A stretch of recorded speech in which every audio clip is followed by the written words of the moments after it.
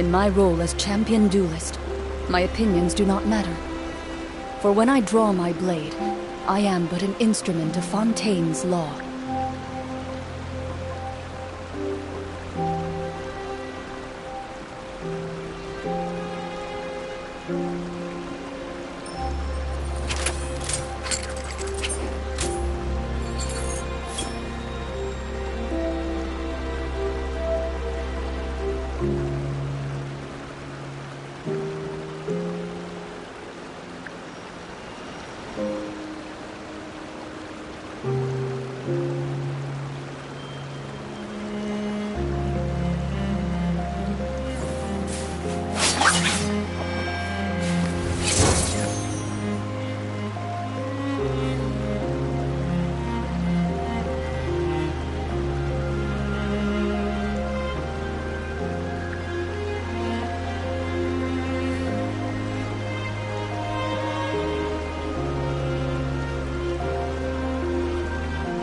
A duel is a battle of wills, and the sword an extension of the duelist's spirit.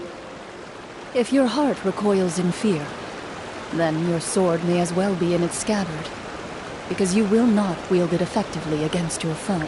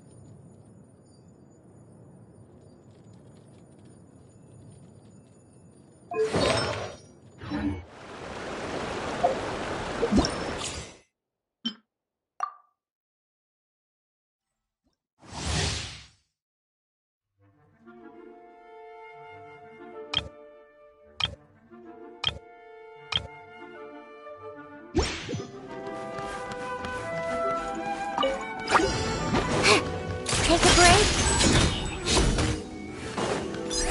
What a joke! Come on, keep up!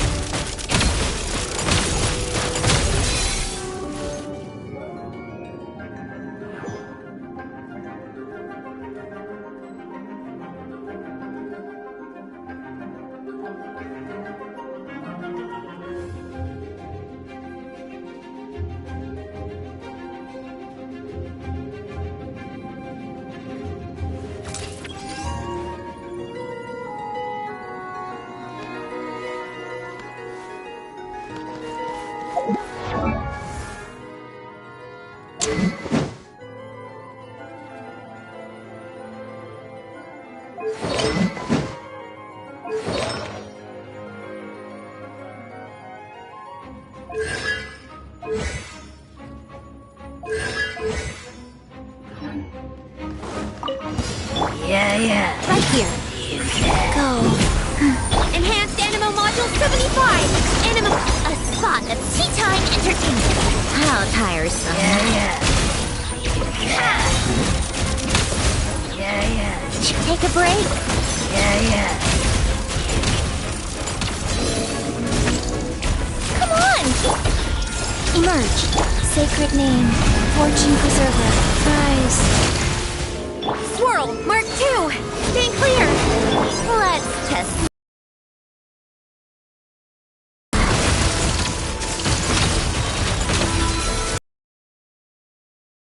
Come on, keep up!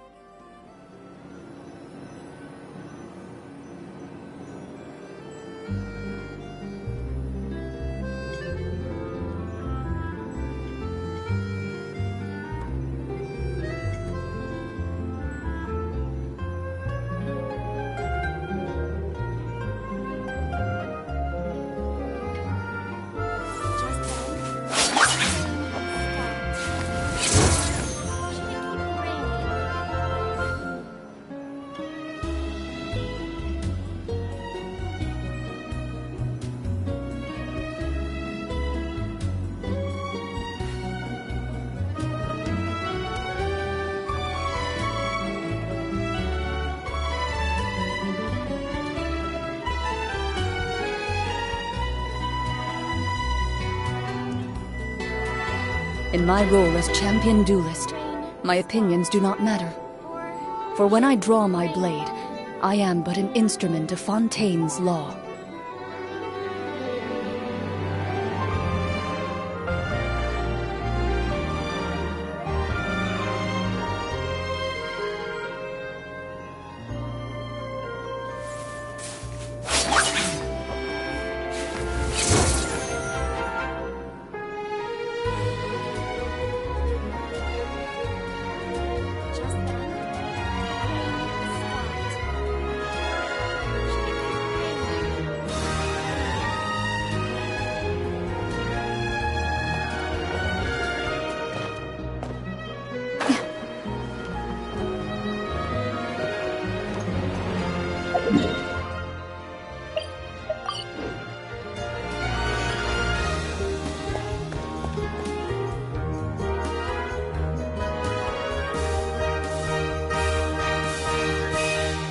See?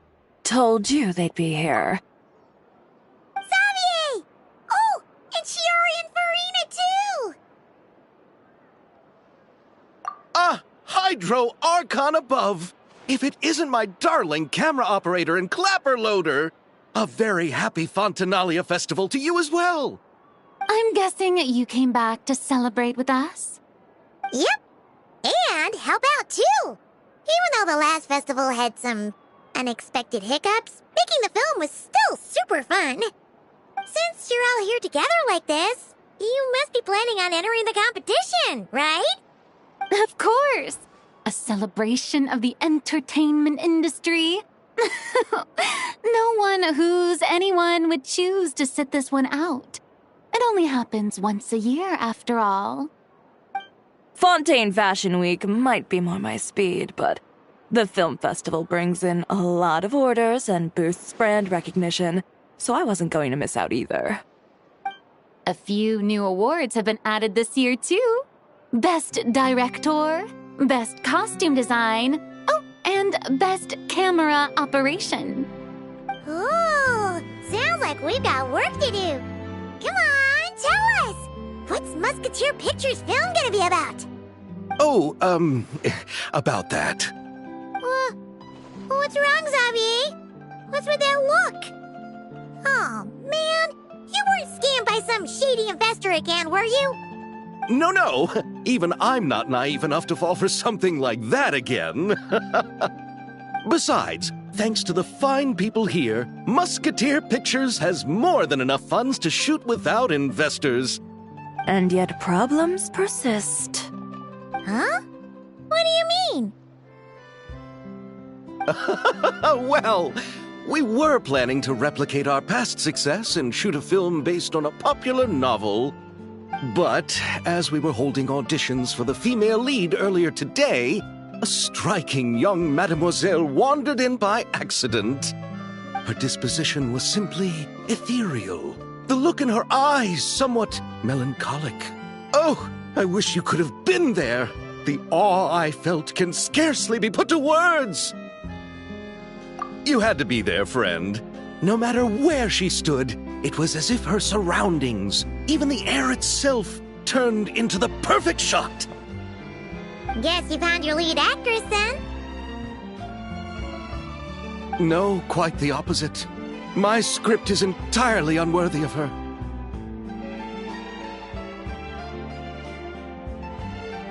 I fear it is. Nevertheless, I couldn't help but approach the mademoiselle to ask about her background and what brought her to Fontaine. What did she say? Sadly, she said her best friend was gone. After returning to her own homeland not too long ago, she decided to visit where her friend was from to remember them better. Oh, no wonder she looked sad. Yes, but that's when it struck me. Why not cast her as the lead in a film centered around her search for this old friend? Huh? You're gonna rewrite the whole script? But is there even enough time? Isn't the prep work super complicated? We might not finish. Think about the difficulties we faced with the two Musketeers. We had to start from scratch back then, too. I'd say we're ahead of the game this time. Guess so, but Don't worry, Paimon. Shiori and I have evaluated the proposal, and we support Xavier's decision. Well, I won't really need to start on the costumes until the cast is finalized, so it's not too much extra work for me. Oh, fair mademoiselles. How can I ever thank you? Finishing the script would be a start. You know, compared to a commercial popcorn flick, I do prefer the idea of shooting a more artistic film. One that leaves a profound and lingering impact in the hearts of the audience. I agree. True trendsetters are the people who dare to go against the grain. wow! Leave it to Director Farina to have a vision. Honestly, though, the artistic passion of everyone at Musketeer Pictures is inspiring. Anyway, now that we've heard so much about this lead actress, Paimon's gotta know who it is!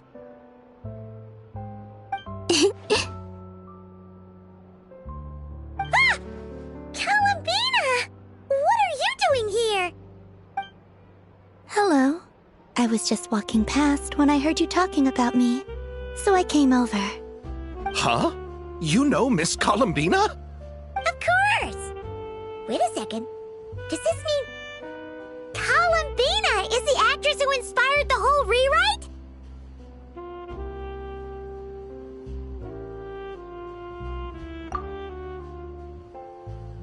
Yeah.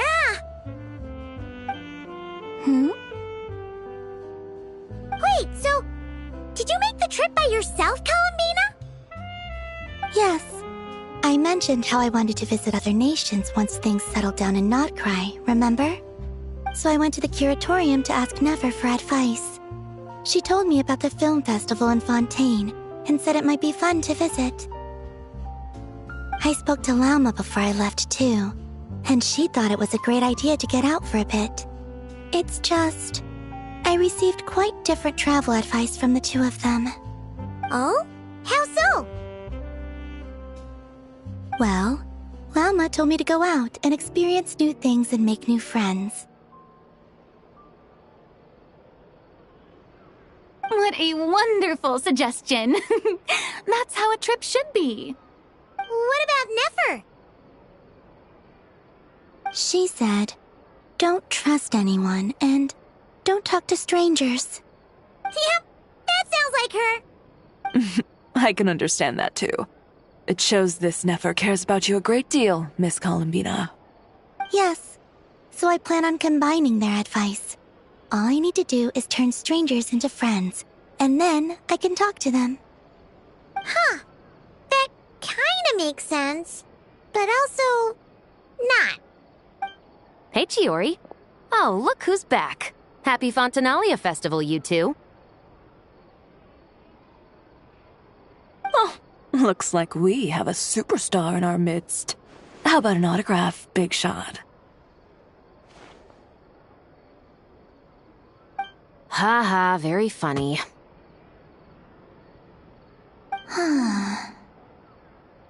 All settled then? Yep, the Duke gave his blessing, and I cleared it with the Udex. During the festival, inmates with good behavior will get a chance to spend some time on the outside. Under the stringent supervision of the Special Patrol, of course. Risley! It's been a while. Happy Fontanalia Festival! Does that mean Veronique and her brother will be at the festival? During a specific window of time, sure. Doesn't hurt to give the inmates something to look forward to. A little sun'll do them some good, I think. This is a friend from your travels, I'm guessing. Thought I heard something along those lines. Right! We should make some introductions, huh? Chevros, Risley, this is Columbina, a friend we met in Notcry. Welcome to Fontaine, Miss Columbina. I bet the weather's been quite an adjustment. Yeah.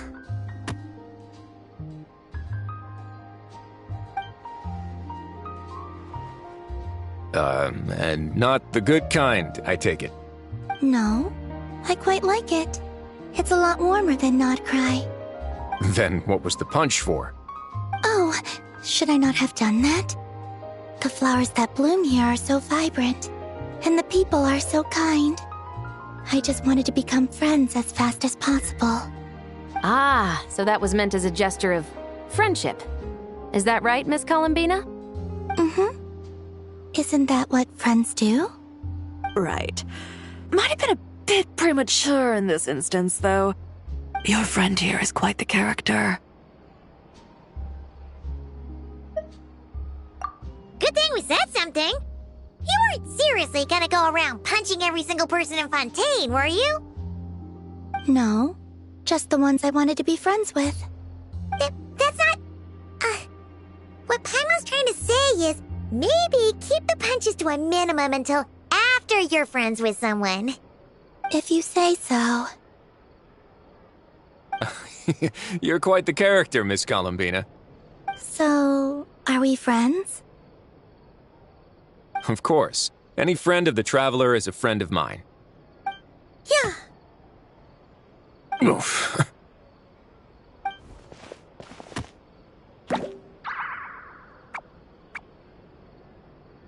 When it comes to friends, you sure know how to pick 'em.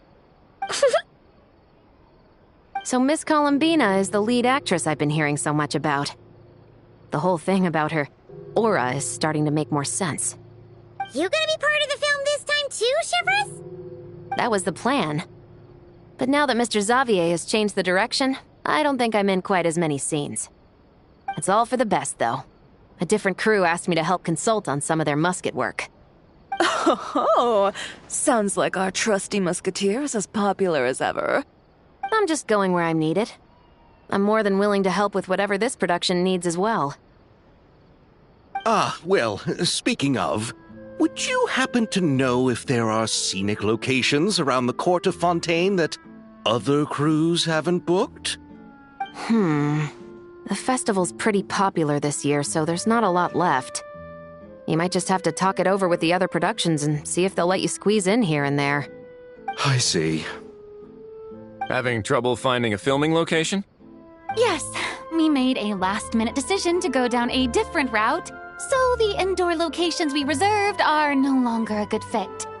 And it looks like all of the best outdoor spots have been taken. You know, I might know a place. Good views, good atmosphere, and no production team has snatched it up. That sounds perfect! Where is it? You want me to reveal it just like that? Come on, let it be a surprise.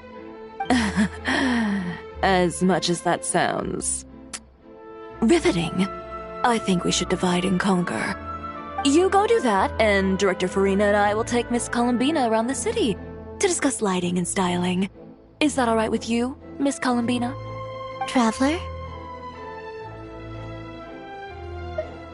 Yeah, everyone here is our friend. So don't worry about a thing and just focus on enjoying your trip. Okay. All right, then the Traveler and I will go check out this potential filming location. It might even give me some inspiration for the new script. I'll leave this to the Duke then. Until later, everyone. Maybe we'll run into each other on set. Okay then. Lead the way, Risley. Paimon's not built for suspense. Let's get this show on the road. Who said anything about roads?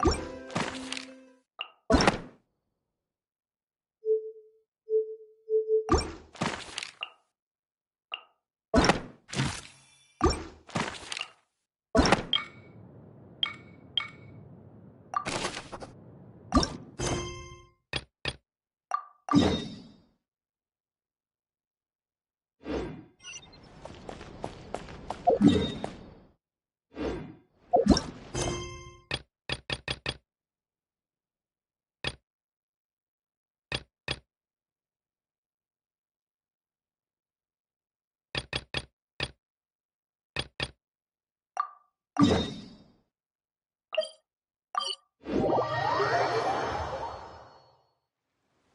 way! You brought the winglet up to the surface? It'd make quite the grand backdrop for a film, don't you think? Paimon's more focused on the fact that this thing is supposed to be underwater, inside the fortress of Millipede. True. And keeping up with the maintenance on a vessel this big is a lot of work. It takes a crazy amount of manpower just to keep it up and running. Oh, Paimon kind of thought it just sat there until you needed it. I wish it were that simple. The truth is the maintenance costs on this thing are substantial, so we decided to rent it out during the festival to earn some extra mora. Besides, the inmates are the ones who keep it in good shape. Seeing the fruits of their labor put to use is a good form of social rehabilitation for them. Huh. You've really thought this through. What you think, Xavier? Is this a good place to shoot? Ah, I've got it! Good messieurs and mesdemoiselles, I've got it! Gonna take that as a yes. The beginning is the hardest part, and the opening of this film has been eluding me, but now I know just how it should start. Glad to hear it. Thanks for bringing us here, Risley. Don't thank me just yet. This isn't quite a done deal. Huh? Not a done deal as in someone already rented it out? You said no other production teams had snatched it up. This person isn't affiliated with a production team. The rental fee was high enough to scare off plenty of other film crews, but she didn't blink. Made quite the generous offer, and didn't even attempt to haggle. Do you know what she plans to use it for? I'd like to at least have a rough idea before going in to negotiate. I didn't ask for the details, but I did see what looked like a fishing permit and a business license on her desk. My guess is she's planning on using it for some kind of restaurant or aquarium. A floating restaurant is sure to attract people, but an aquarium sounds cool too. The views from the ship make it a great spot for a date. The winglet might not be under my command right now, but it's always nice to see her admired.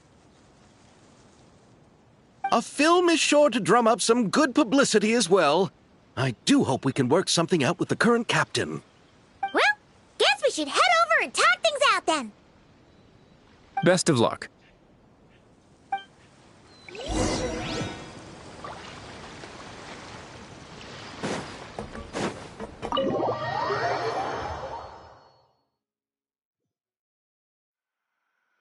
Wow! The winglet seems even bigger up close. The rooms are so spacious. Wonder who rented it out. Hello?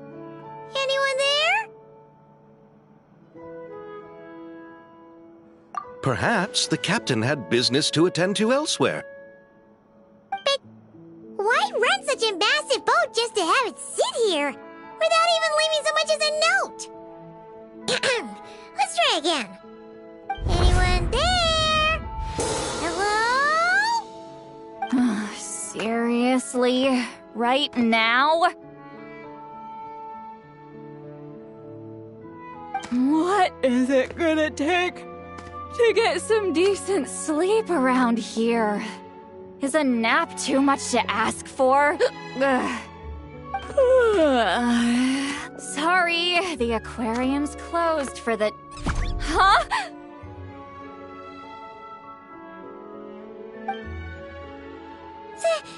See Lolly? Traveler! Paimon! Hold on.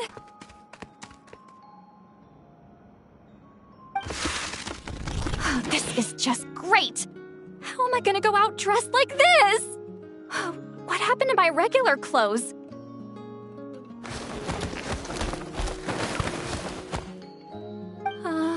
The wash! I put them in the wash after I drank too much and fell into the fountain. Oh, this can't be happening! Am I seriously gonna go out like this? Think we might have caught her at a bad time? See, Lolly! I don't want to hear it.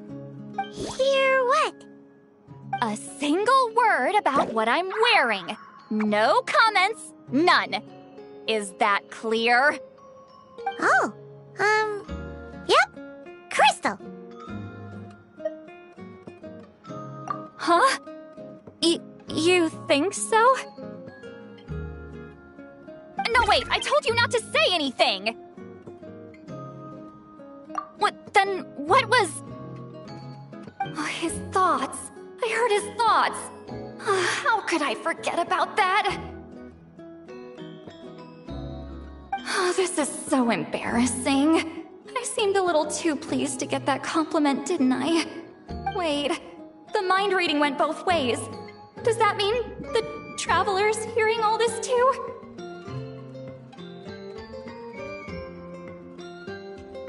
Oh, you clearly did! Huh? What did we do? Paimon's not following. Nothing. It's nothing. Let's just move on. Did you need something? You're not here alone, I see.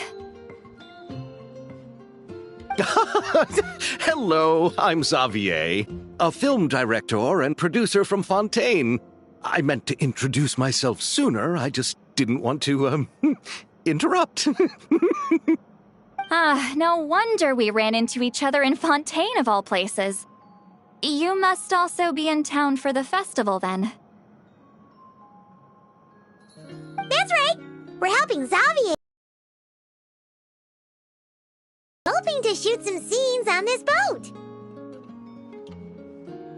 You're the one who rented it out, right, Seed Lolly? Me? Rent a boat? I wish I had that kind of spare cash floating around. Not to mention the spare time. Don't get the wrong idea, though. I'm not here to sail off into the sunset and live out some cushy retirement life, okay? I'm not that old. Then why you dress like... how did you end up staying aboard the Winglet? Well, I heard one of my favorite light novels was getting turned into a film, so I came to Fontaine to catch the premiere.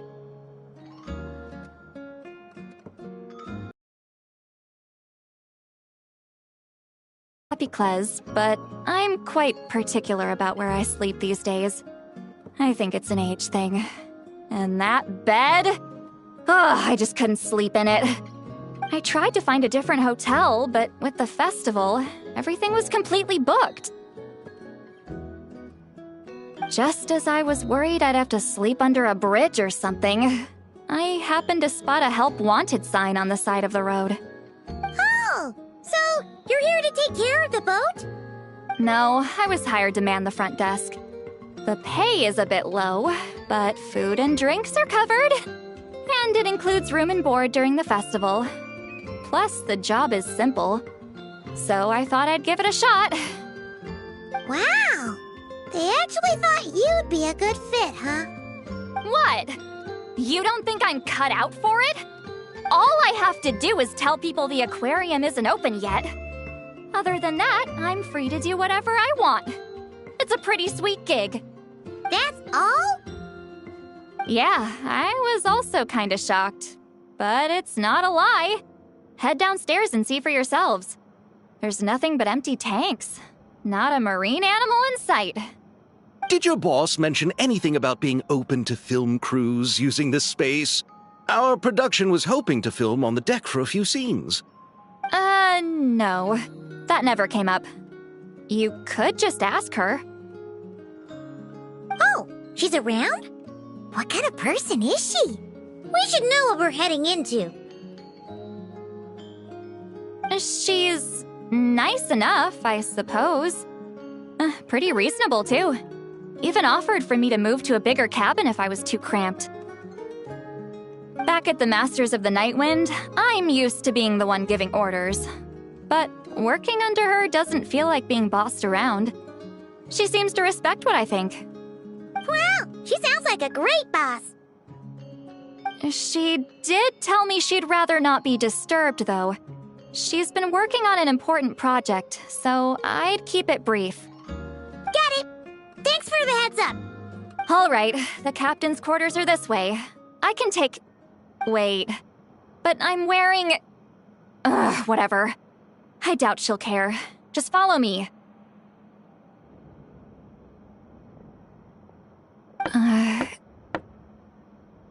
Miss Guillotin? These visitors were hoping to ask you about something.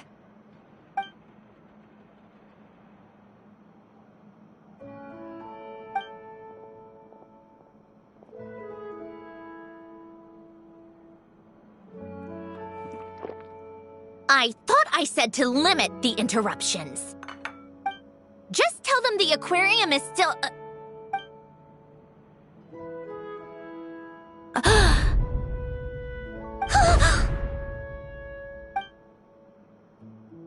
Sandrone? You're here! Huh? You know each other? Are you okay, Sandrone? Do you still remember us? Everyone was so upset after what happened. We all missed you so much!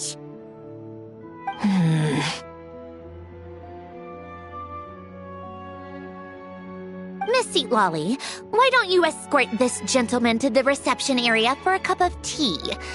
I have something to discuss with these two in private. Ah, I see.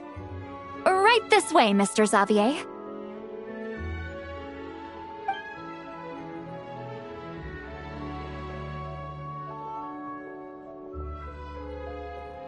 Sandrone? I really can't go anywhere without running into you two, can I? Are you okay? During the battle, your core... It was... Destroyed by that bastard Dottore. That's right. But as you can see, I'm fine now. No major issues. Or at least, there shouldn't be. Oh, what a relief! Why didn't you tell us sooner? Or come back to see your friends? Now that I have the chance, I just want to say... Thank you for saving me. Huh? Don't get the wrong idea. I only saved you so we could complete that formula and defeat Dottore once and for all. Even if he did crawl back from the grave to make us all miserable again. That doesn't matter. You're still a hero. All right. But it wasn't just me. All I did was lend my brilliant mind to the cause and take care of one part of the plan. Although, I'm not denying it would have fallen apart without me. You got that right. You're amazing. But how did you go from From a lifeless pile of scrap to looking like this? Well, my mom was trying to put it a bit more gently, but yeah. Where do I even start?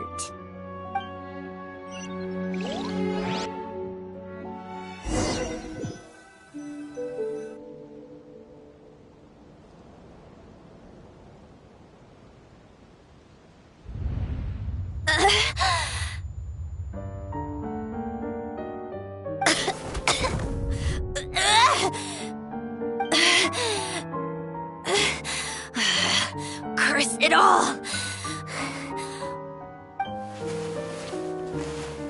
Where am I? Did we do it?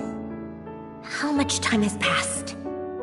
I'm not in one of that lunatic's experimental labs, am I? Wait, Fontanian decor. Books from the Research Institute. Phew. One thing at a time. Initiate self-diagnostics. Assess the extent of the damage. Cut power to compromised, non-essential components. Then reconstruct available action modules. Severe damage to the core. Dottore, you bastard. Polonia?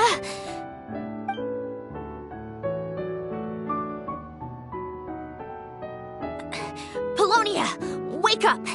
Activate!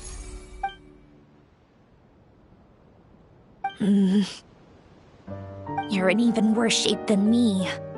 Internal gears and energy circuits are barely intact. Extreme damage to the core, just like me. Rebooting is off the table. Even if I could repair the damage, I don't know if... You used up all your critical energy in those final moments, didn't you? To protect the core of that guy in the hat, and the numerological array. Wait, the array. Yes! The prototype is still here. But can I even run it in this state? Whatever. I have to try. I just need to confirm one thing. Activate the numerological array. Connect the computing core to my body. Just like I thought. It needs too much computing power.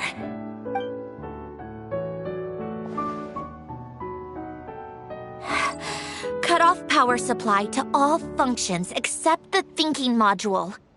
Please. I just need to ask one question. Initiate query regarding the 3 Moon Sisters. How many living moon goddesses are there in possession of the Trilunar Authority? 1. It worked. You did it, Columbina. You made it back. But how did I survive? The self-diagnostics showed damage severe enough to shut me down for good. What triggered the reboot? A built-in message? Only visible after a core reboot? The final gift. Lynn! Were you the one who gave me the second chance? But why now? What activated it? What is that? A vision? Wait, no. It's a stellar linchpin?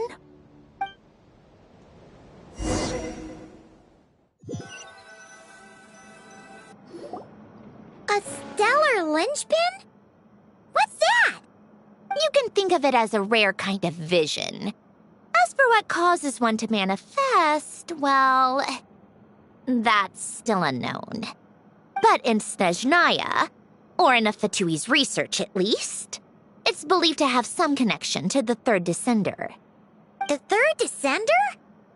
We knew his remains were used to create the Gnosis, but this is the first we're hearing about a stellar linchpin. You knew about the remains? Right, of course. Look who I'm talking to. Yes, the Heavenly Principles used the remains of the Third Descender to create the 7 Gnosis as a means to consolidate the Archon system. Visions result from that same system, so extrapolating from there, it's clear that the manifestation of a vision is also, to some extent, related to the Third Descender. Still following? For those that wield them, visions serve as a means to channel elemental power. The same is true of stellar linchpins. The difference is that, when wielding elemental energy, stellar linchpin users often exhibit a unique kind of power that seems to come from beyond to that. It's believed that, when a stellar linchpin manifests, impurities from the remains of the Third Descender get fixed in place.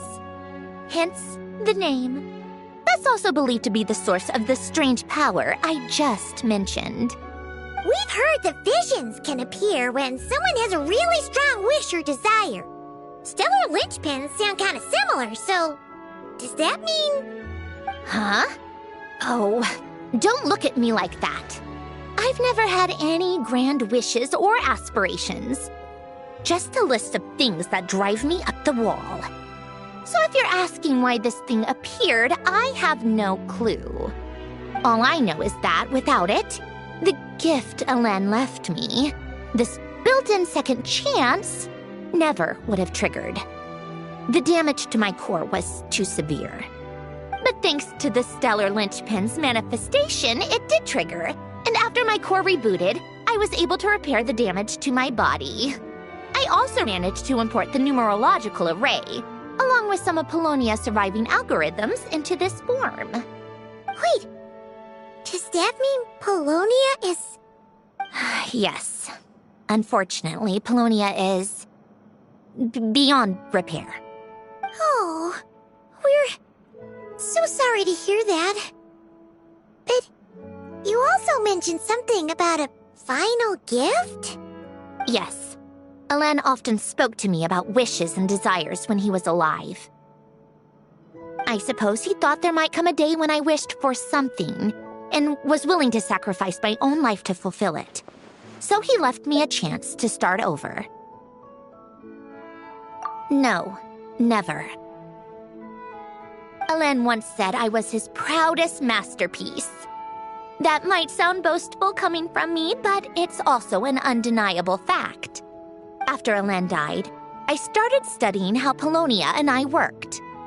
Polonia is essentially a computational machine, so it wasn't difficult to figure out the mechanical principles there. But when it came to my own structure, that's when Elen, the Lord Artificer's true greatness, struck me once again. I attempted to imitate it when I created Catherine, but in the end, she turned out to be nothing more than a superficial replica. What? But his creation skill, Catherine, is super impressive. We were shocked when we first found out she was a puppet. No, she's nothing compared to what Elen was able to create. Some of the mechanical principles of my own core are still a complete mystery to me. Keeping that gift hidden wasn't even a challenge for him. Just a shame I had to waste it on fighting Dottore. I just couldn't stand the thought of him coming out on top.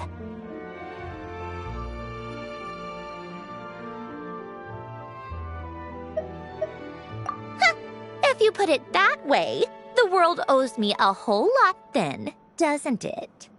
Wait, but all this still doesn't explain what you're doing here. Risley said you rented the ship and even had some kind of fishing permit? That's because I'm trying to go back to the place Elen and I lived when he was alive. My former home, I suppose you could say. The second chance wasn't the only part of the gift. According to the message, Elen left me a few other things that are stored in the house we shared together. I'm hoping that whatever he left me can help fix certain anomalies in my rebooted core. And help me understand why I received a stellar linchpin in the first place. Okay, so go back then. What does that have to do with fishing? And to think I'm talking to the saviors of Fontaine. Did you forget that the water levels have been rising for centuries? I can't just go back to the place I used to live because now it's underwater. Oh, right.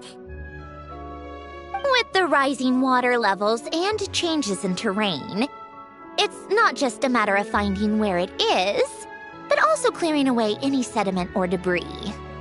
But Fontaine law prohibits unauthorized individuals and organizations from excavating underwater ruins. A Melazine caught me the minute I even made an attempt. Why not apply for authorization then? And face the endless slog of Fontainian bureaucracy. No thanks. Besides, I'm a Fatui harbinger. The diplomatic implications alone would be enough to give the gestionnaires at the Palais Mermonia a headache. A fishing permit, on the other hand, isn't difficult to obtain at all. Minimal paperwork required, and under the name Guilledin, the application was a cinch. So you're exploiting a legal loophole? Am I? That underwater home belongs to me. If I happen to chance upon it while doing some fishing, What's the issue with that? Of course, I do have to catch some fish to put in the aquarium, just in case the gestionnaires come to check up on things. That's also the reason I hired someone to man the front desk. Huh? But isn't that kind of a waste? He went to all the trouble of getting a business license and rented out this giant ship. Just for show? If you want to run an aquarium that bad, be my guest. Use the facilities however you want. I'm certainly not going to stop you. All I want is to go back home and see what other gifts Alain wanted me to inherit. Hold on. Enough about me.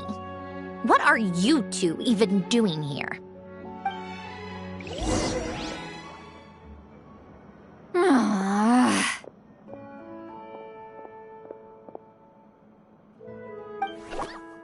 Seriously?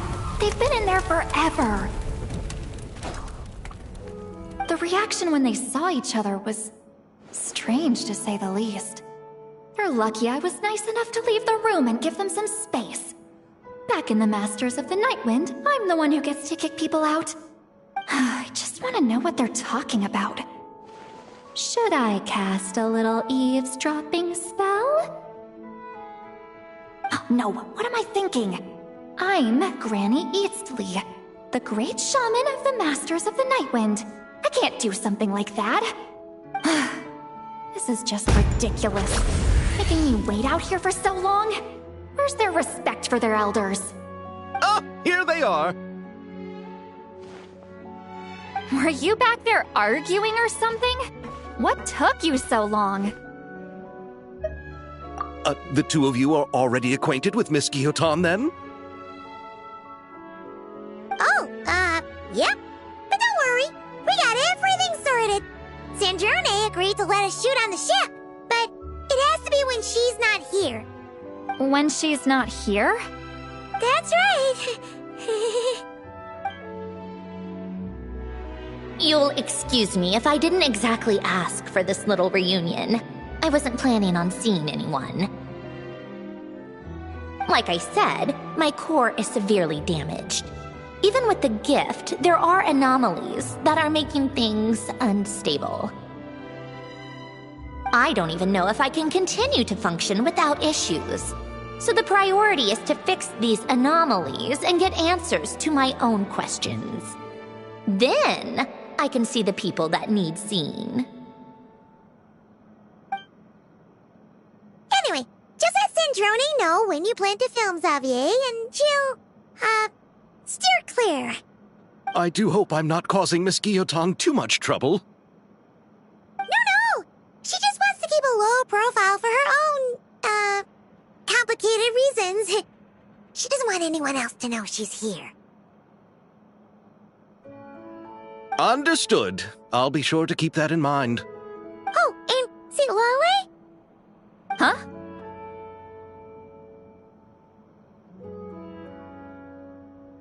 You mean Miss Guillotin? What does she want? Oh, please don't let it be about the pajamas. What? The 7th of the Fatui Harbingers?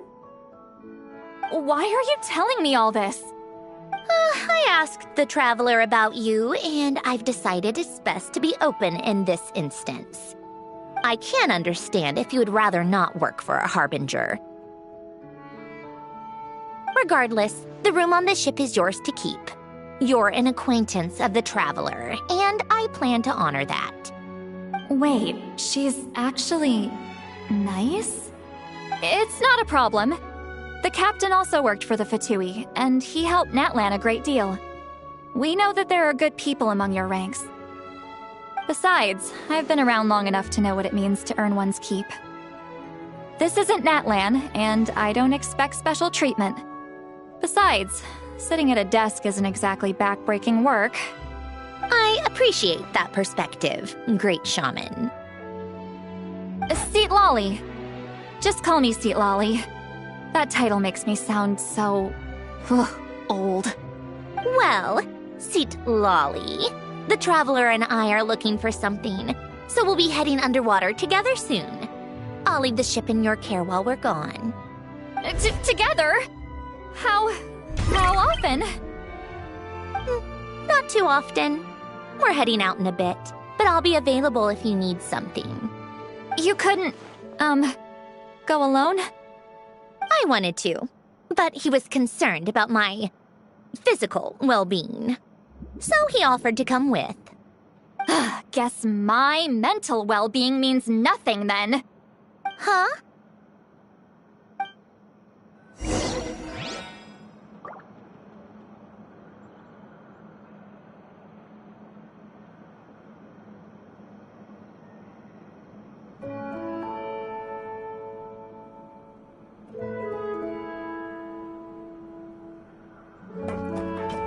Just be quick about the whole thing, okay?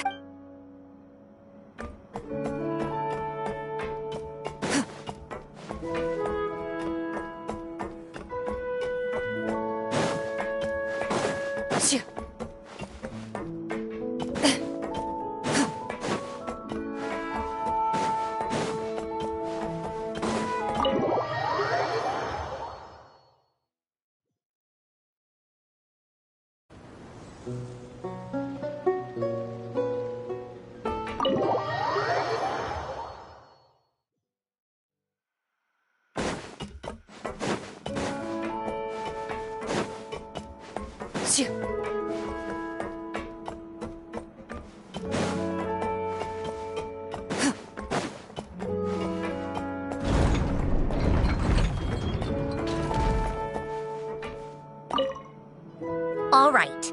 Our first stop is the Barrel region. After Alain left the Fontaine Research Institute, he lived in seclusion somewhere around there.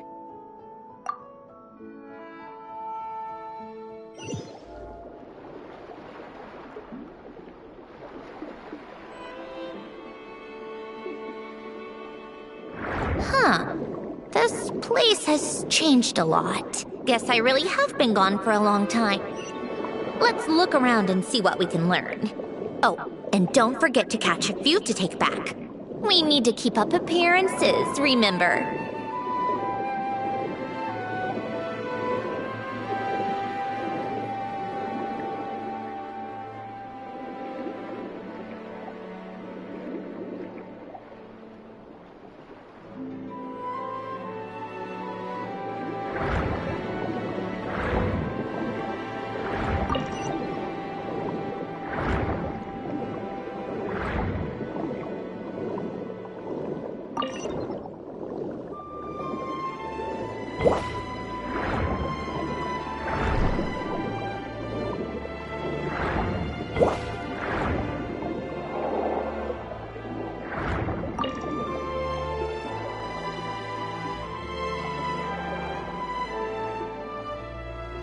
Poisson isn't too far from here, right?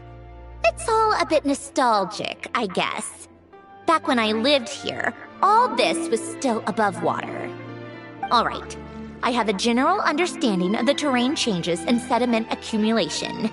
We can stop here for now.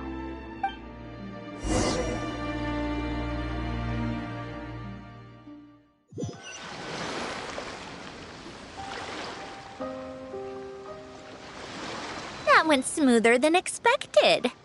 I appreciate the help. No problem. You doing okay though, Syndrome? Seeing your home look nothing like you remember, that can't be easy. I'm fine. Times change. People change. That's the one thing you can actually count on. I made peace with that a long time ago. You should head back and put them in the aquarium tanks. We finished ahead of schedule. Right. Xavier said he was gonna test out a couple of shots.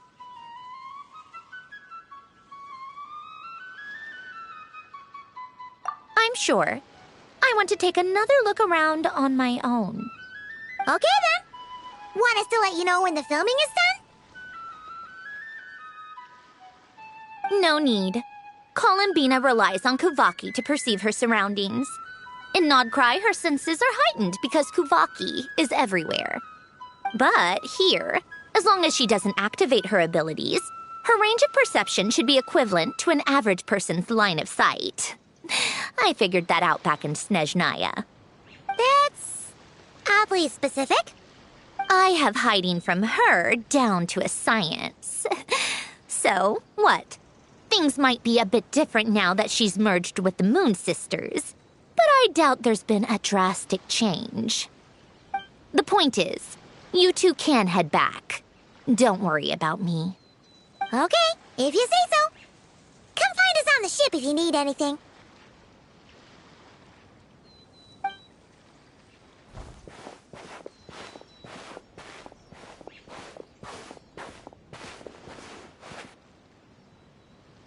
What did you leave for me, Ellen? Did you know I would come back? Or did you make it so I would have to?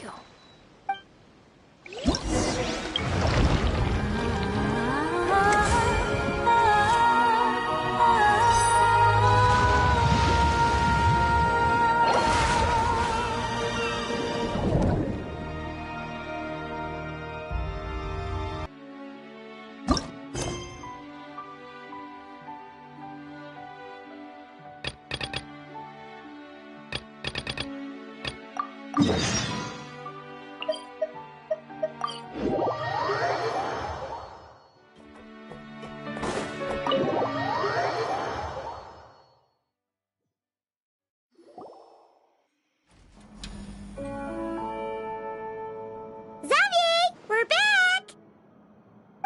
Shh! Quiet on set! They're filming over there. Oops, sorry.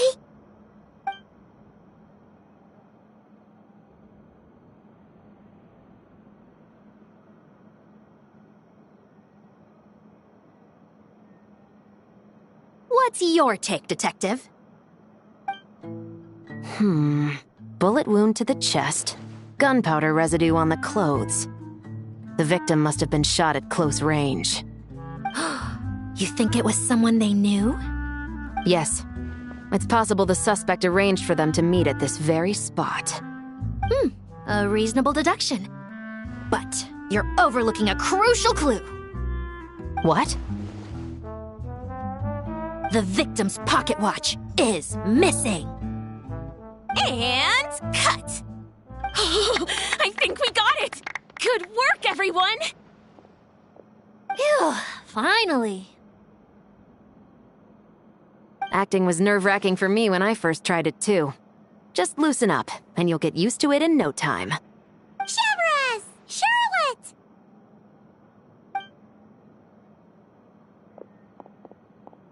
Oh, hello there, you two. You're filming here too? Oh, so Charlotte's crew must have been the one that asked you to help out, huh, Severus? Yep. They heard about a potential filming location and wanted to come check it out. But when we got here, your crew had already beaten us to it. Luckily, Xavier and our director, Lapine Pauline, go way back. In the end, we agreed to just share each other's filming locations. Considering all the last-minute changes, that's just what Musketeer Pictures needed. For sure! Based off the scene just now, you must be the star of the film, Charlotte! You bet! This detective costume really suits me, don't you think? Oh, for sure. You're already right at home lurking in the shadows taking pictures of this and that. Add a notepad and you're practically method. Thanks, Miss Chiori. I appreciate the compliment. That didn't sound much like a compliment to Paimon. So this is a film set? It looks like a very happy place. This must all be quite new to you, Miss Columbina. Yes. I watched a few films with a friend once, but she thought there was no point if I wouldn't open my eyes. So she stopped inviting me. Looks like I missed out on a lot.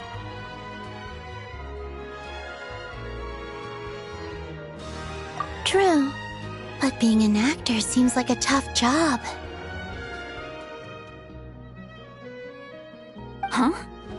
Most people would swap lives with an actor in a heartbeat. The lifestyle is so glamorous, and the pay is more than generous. But they have to act out lives that aren't their own. with the whole world watching on in judgment. If they don't do it justice, it must feel like they're letting people down. That's exactly how it feels. This young lady has quite the unique perspective. Well, that's true. But these actors are here because they want to be and they think it's fun. Most of them, at least. Not to mention, the film we're shooting is based entirely on you, Miss Columbina. You just need to be true to yourself. I don't have to pretend to be someone I'm not? Not at all. Authenticity is what we're after. For example, this first scene opens with you on the boat, sailing to your friend's homeland. You just need to think about that moment in the story and picture how you would feel. Oh, okay. We're all here? Wonderful! Let's head to the deck and get shooting. Oh, and this is for you, dear Paimon, your clapperboard. Whoa! Is this the same one Paimon used for the Two Musketeers? The very same. I saved it just for you. Thanks, Xavier! Feels like being reunited with an old friend. Of course! That said, I have a different job in mind for you this time, Traveler.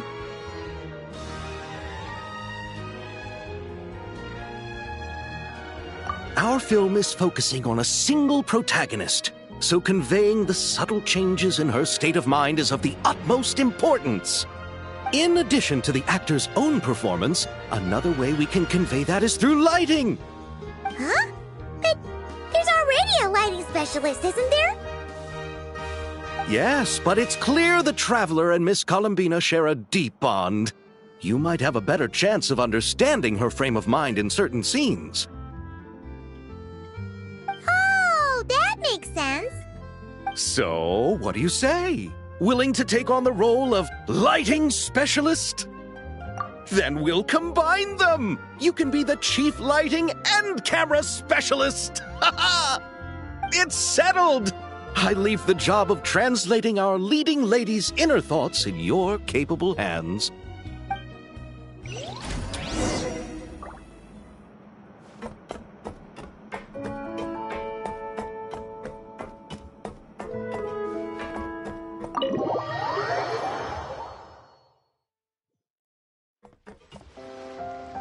All right, without any further ado, it's time for production on our film, A Homecoming, to officially begin! Turning it over to you once again, Director Farina. All right. Positions, everyone! Camera operator, clapper loader, get set up. Let me know when lighting is good to go.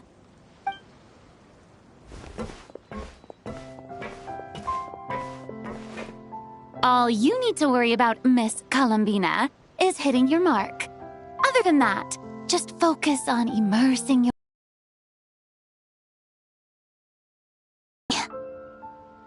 Good. Lighting, are we ready?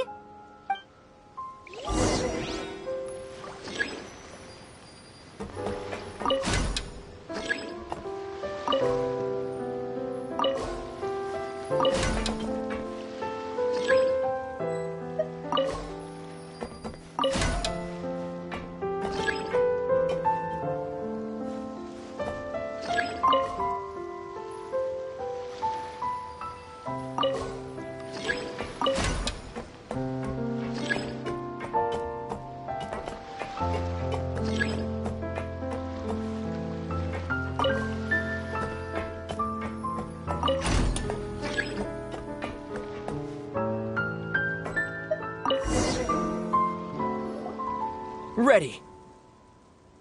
All right, quiet on set. 3, 2, 1, action! This is her homeland. Columbina. Cut!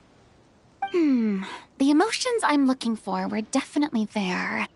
Let's Let's just try to keep it a bit more natural. Oh, but definitely keep that gesture at the end. I loved how real it felt. You looked genuinely moved. All right, if you're ready, let's go for another take. Miss Columbina? That presence. It kind of felt like...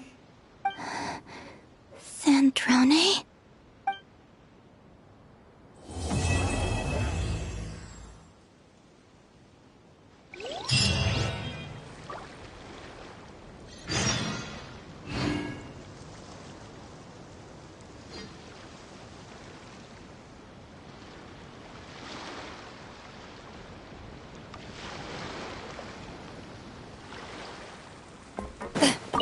Terrific performance, Miss Columbina.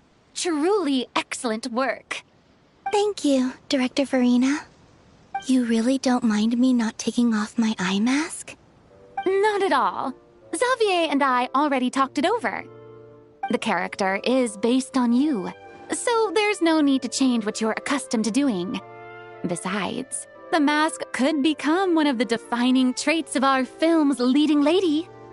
Just like you suggested, we'll leave the reveal to the more important moments.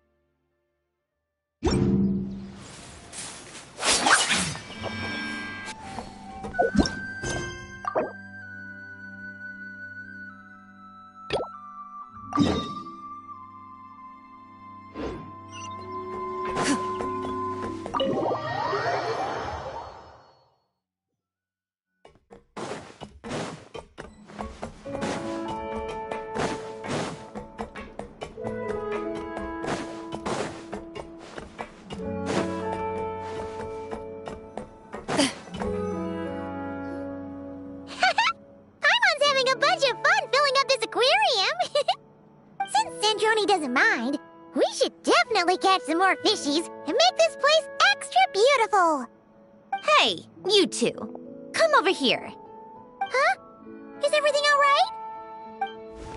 Here. This is for you. What is it? It's an underwater mobility device I've been working on. Huh? Wow! That's so kind of you, Sandrone. It's just a simple mechanical device. I saw the way you were catching fish and... how should I put this? It seemed somewhat...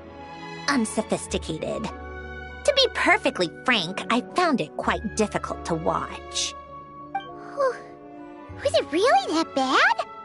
It was inefficient, unskilled, and completely and utterly inelegant. No need to apologize. Everyone has their own ways of doing things. But seeing as you plan to keep adding to the aquarium, it might be best if you use this device. The waters of Fontaine are home to more than just harmless ornamental fish. There are plenty of predators who could do you some real harm. This device will not only help you fish, it'll also help you flee. All right. Oh, and if you're going for a swim, go now. And don't forget to tell me what you think of the device. I can always make more adjustments if you have any feedback.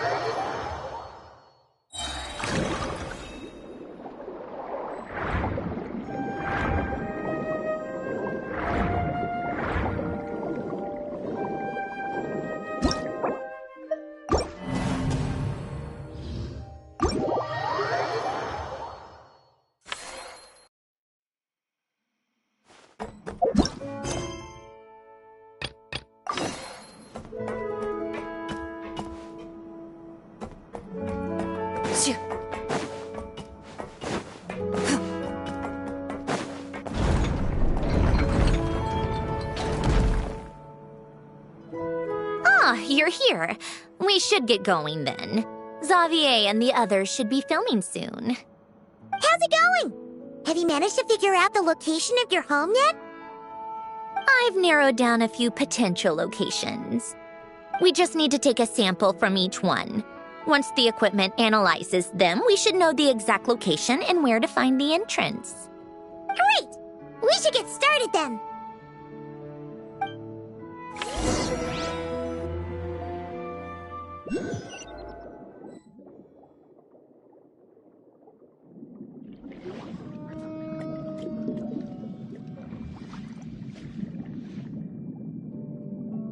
All right, let's get a move on. That should do it. Let's head back. The filming should be just about done. We made good time. We might even know the location by the end of the day. You sound pretty happy about that. Do I? I suppose I've just had enough of these anomalies I've been dealing with. The sooner I can fix them, the better. Anyway, enough chit-chat. We have work to do. Oh, but let's head in through the side door. I don't want to run into the crew on the deck.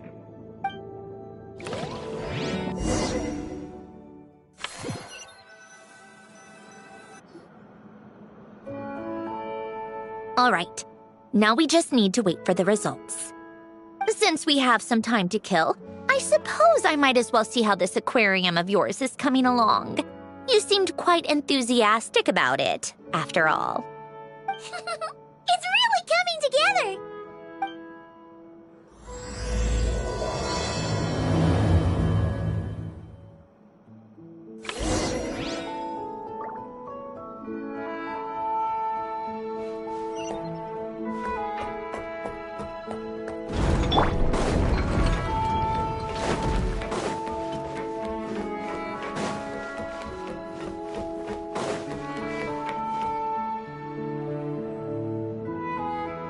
Oh, kind of impressive, actually.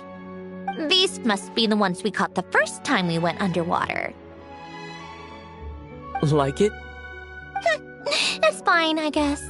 Nothing special. Come on! It sounded like you really liked it just now! You're that proud of it? Is this a sense of accomplishment or something? Well, yeah. And it's pretty. You know it's gonna be gone soon, though, right? What do you mean? After the festival, this ship will be returned to the fortress of Meropide, and this aquarium will be no more. So? So, no matter how much work you put into this place, once the festival is over, it's all just going to disappear. But not making the most of it when we have the chance is an even bigger waste! But if you know it's all going to be gone one day, why even bother? Well, because... Because you still get to keep the things you gain along the way. And those are things that can never be replaced. Doesn't that make losing them even harder? Well, if you put it like that. But the happy memories we make along the way last forever. You just have to take a more glass-half-full perspective. Not to mention, everything we do here is going to be on film, so it'll still live on in some shape or form. And when you look back on it, only happy memories will come to mind? Exactly! So it's about finding joy in the process itself. Traveler! You're back already? What's wrong with that? You say that like it's terrible news or something. How did you get here? I didn't see you on the deck. Oh, never mind. We need to help Miss Guillotin hide ASAP. The crew is heading over here to shoot any second. What? They should be done by now. There was a mishap earlier that cost them some time. I was waiting on deck so I could warn you the minute you showed up. Anyway, you should head back to the captain's cabin right away. They're gonna be here any minute now. Finally! That's a wrap for the scenes on the deck. Wouldn't have taken half as long if the wind hadn't snapped our equipment in two. Uh-oh! Too late! Change of plans then. You'll just have to hide. Hide? And where exactly am I supposed to do that? Oh, there's a box over there! You can get in that! Huh? You expect me to... Do I need my makeup done for the next scene too? For the love of... Let me see. Maybe just a quick touch-up. Huh? Traveler and Paimon? What are you doing here? I thought you took the day off to take care of something. Huh? Oh, well, it didn't take as long as we were expecting, so we came back early. What about you guys? You're still not done shooting for the day? No. We ran into an issue that, set us back. It meant Miss Charlotte's crew wasn't able to wrap either. We both still have scenes to shoot in this aquarium. Oh, that's not ideal.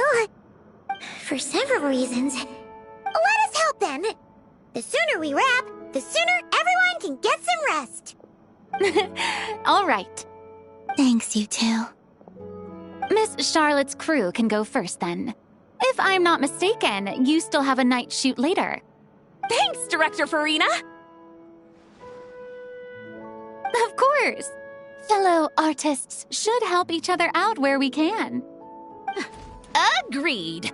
Well then, camera, lights, get set up. Actors, give your lines a quick once-over. Let's try to get this in one take.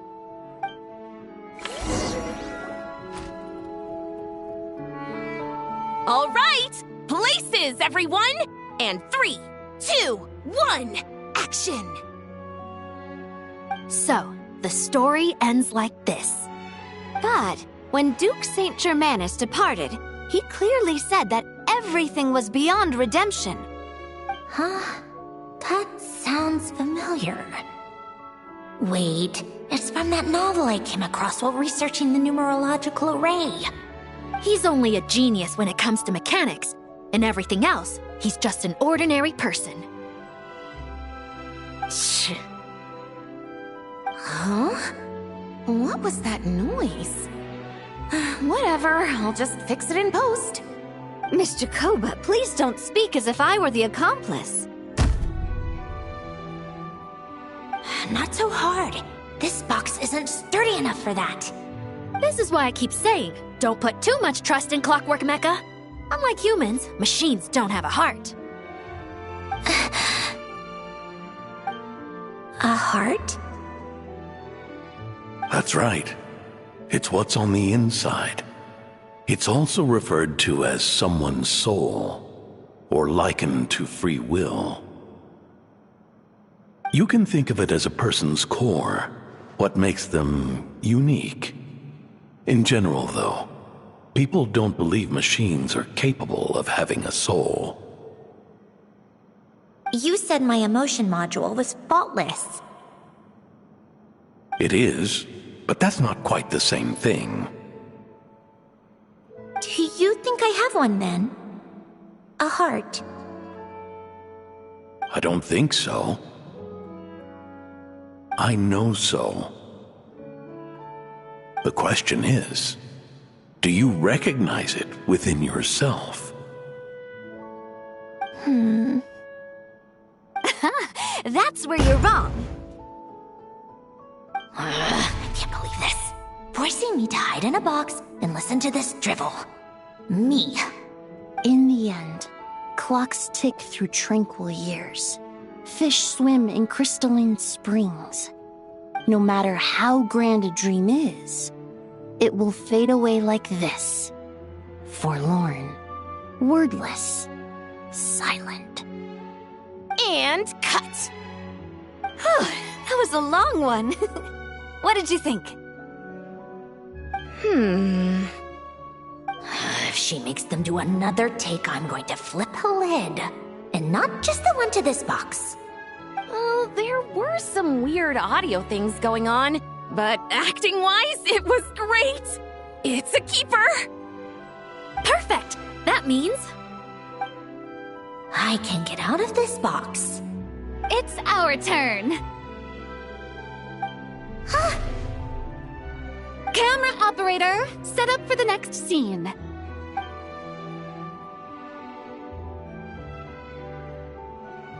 In this one, our protagonist peruses an aquarium in a foreign land and gets swept up in memories of her friend. So, in terms of lighting, that's the vibe we're going for.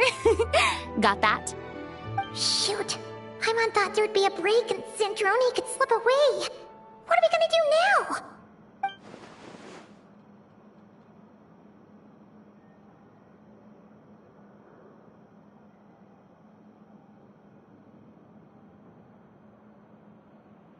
Break a leg! Yep, we're headed off to shoot our next scene.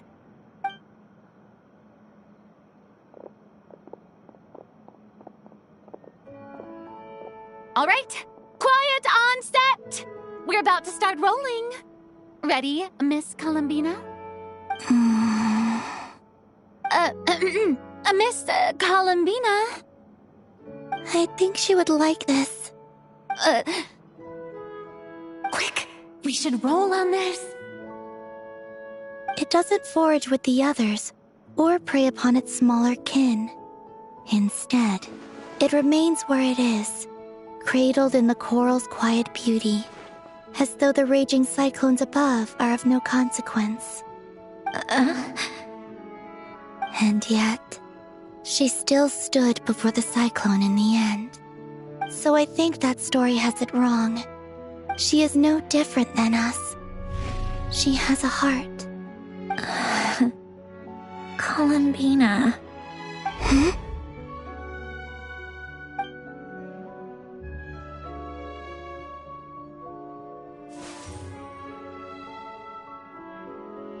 Uh-oh.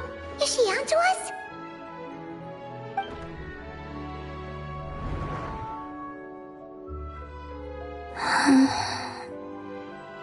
What is she doing? Cut! You okay, Columbina?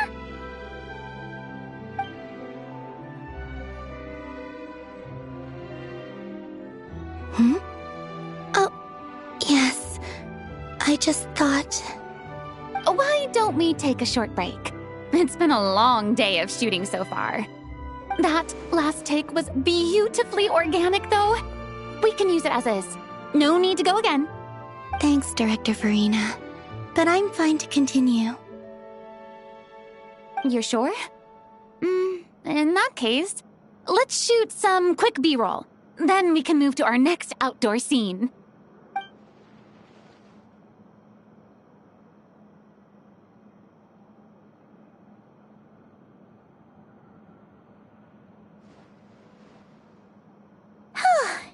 We're in the clear this time.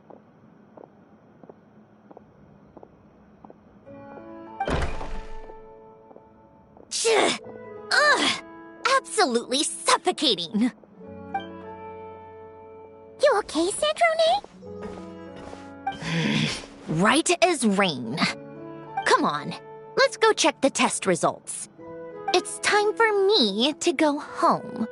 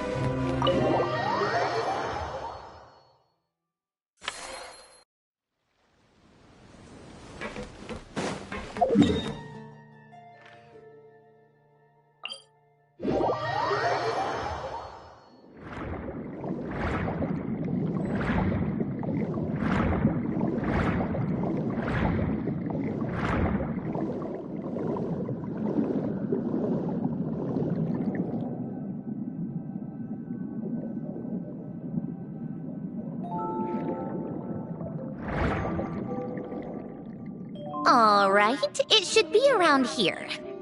Give me some space. I'll activate the water insulating mechanism.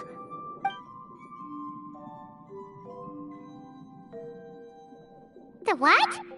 Alen, much like Renee, had long predicted that the water levels in Fontaine would rise.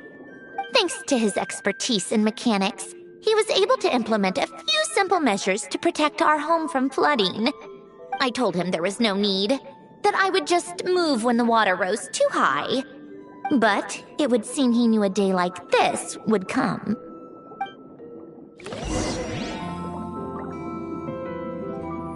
All right, the silt has been cleared away.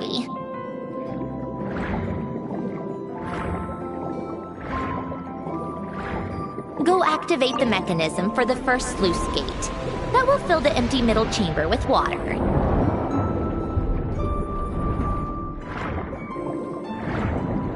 All right, now turn on the drainage mechanism in front of the second sluice gate, and this chamber will become empty once again.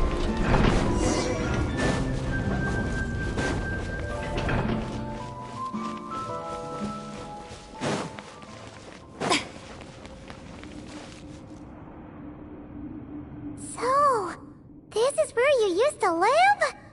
It's beautiful! There's even a garden! Back when I lived here, it was my job to tend to the potted plants and flower beds. Still growing strong even after all this time. Who would have thought? If the weather was nice, I would take Alen out in his wheelchair and we would go for a walk. Before long, we started bringing Polonia along too. Come to think of it, I was the only one who could get around easily back then. Polonia always got stuck at some point, and it was up to me to launch a rescue mission. Happy? I suppose they were. Uneventful, but pleasant. Repetitive, but peaceful. It was like living in a world where time didn't exist. Of course, that was all just an illusion. Death still awaits all of us at the end. Oh. All right, enough standing around. Let's head inside.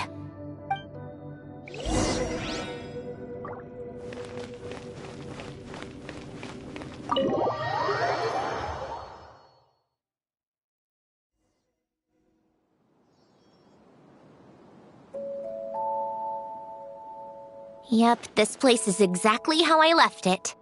Nothing has changed. What is it? Huh? How did you get... Oh, Arlecchino gave it to you, didn't she? And you... read the whole thing. Just so you know, a lot of that was written a long time ago. At that very desk, to be exact. Anyway, since you've already read it, you should just hold on to it. I can always start a new one. Well, feel free to look around. I'm going to start looking for the gift Elen mentioned. Oh, but be careful with the stuff around here. I'm not saying you can't touch anything. Just try not to choke on the dust. Polonia.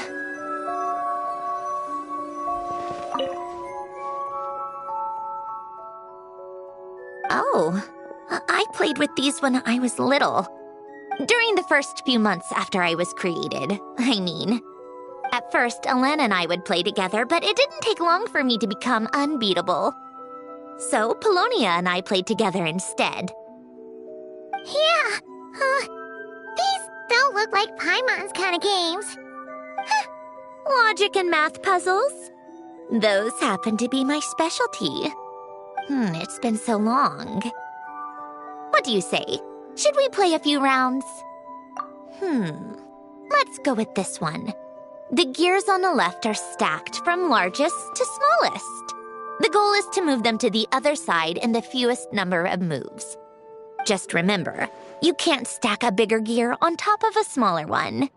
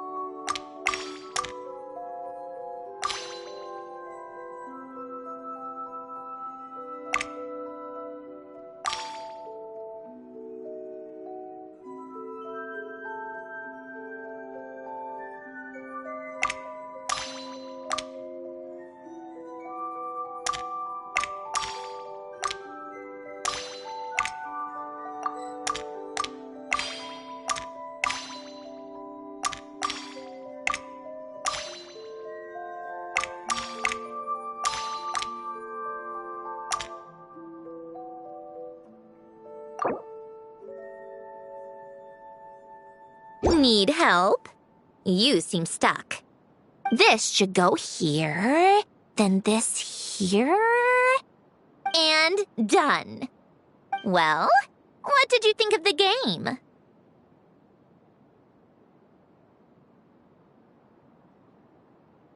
You showed quite a bit of promise, too.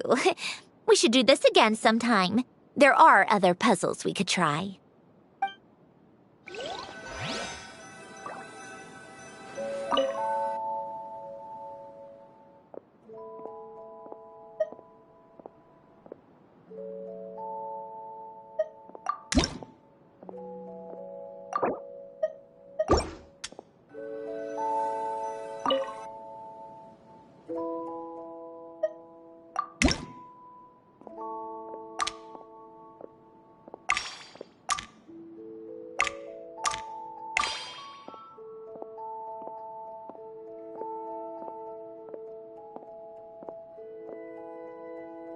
Old notes.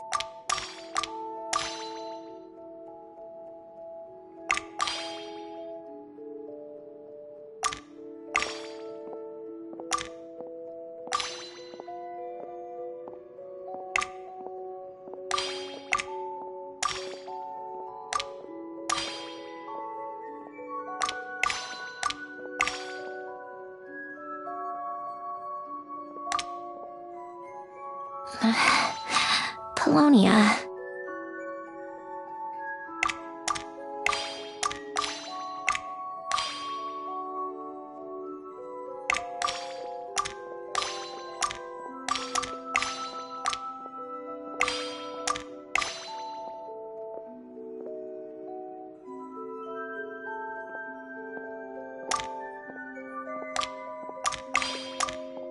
Coffee. Tea.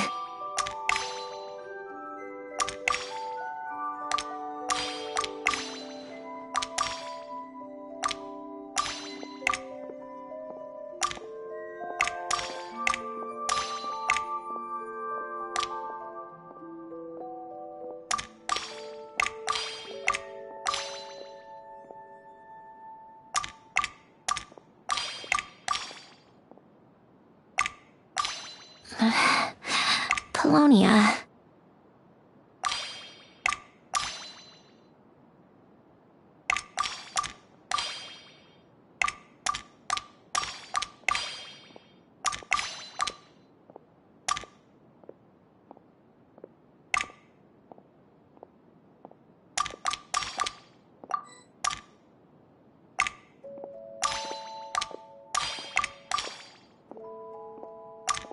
Old notes.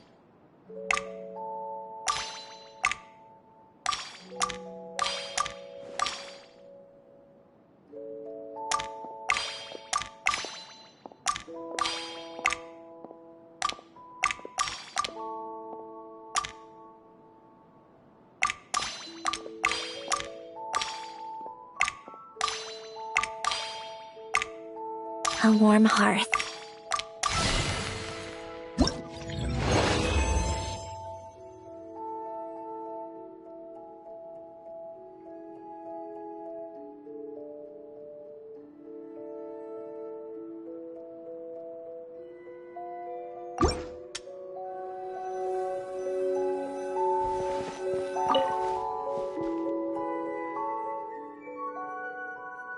Oh, these are some of Alain's drafts from his later years.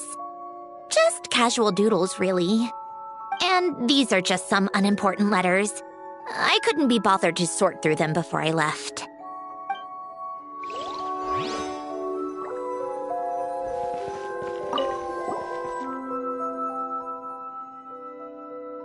Wait, the people in this picture look kind of familiar.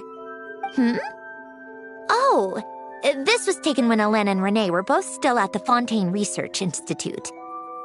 Before their falling out. In his later years, Alain would often sit by the fireplace and stare at this picture, wearing an expression somewhere between guilt and longing.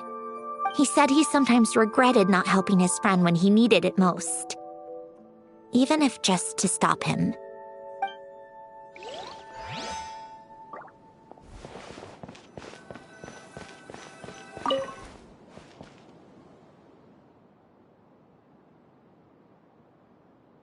This was Elend's workbench. Later on, of course, it became mine. It's where both Polonia and I were brought to life.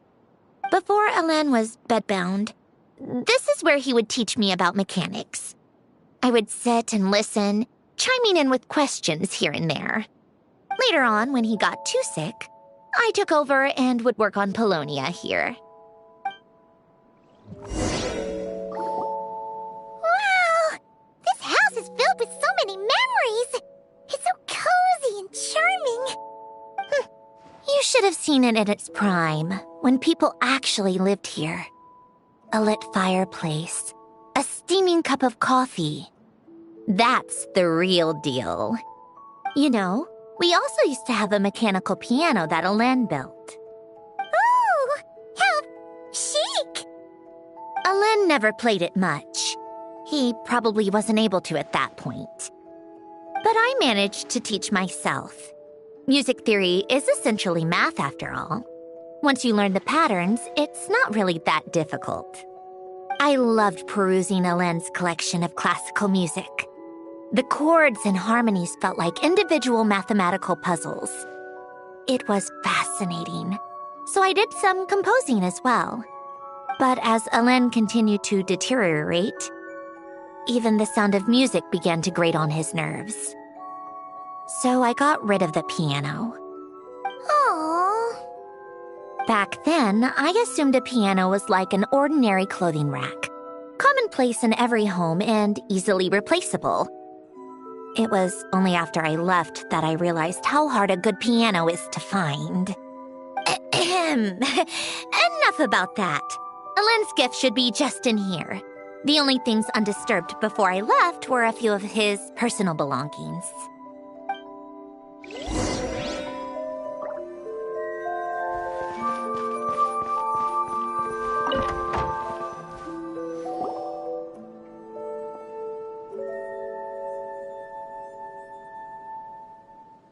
Wait, there's a hidden compartment at the back of this box.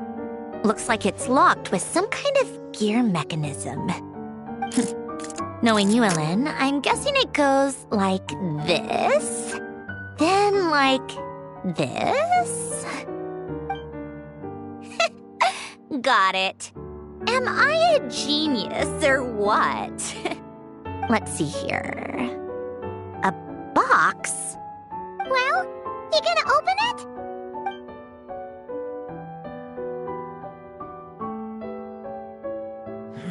It's heavier than I was expecting. Just how much stuff is in here?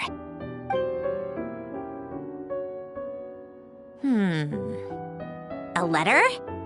And a bunch of junk underneath it.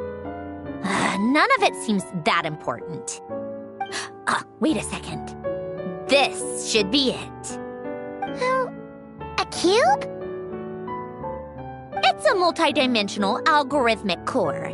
Elend would use it to store information. Only Polonia and I have access. All right, I'll start looking into the core and the letter. Feel free to go through the rest of the stuff and see if there's anything useful.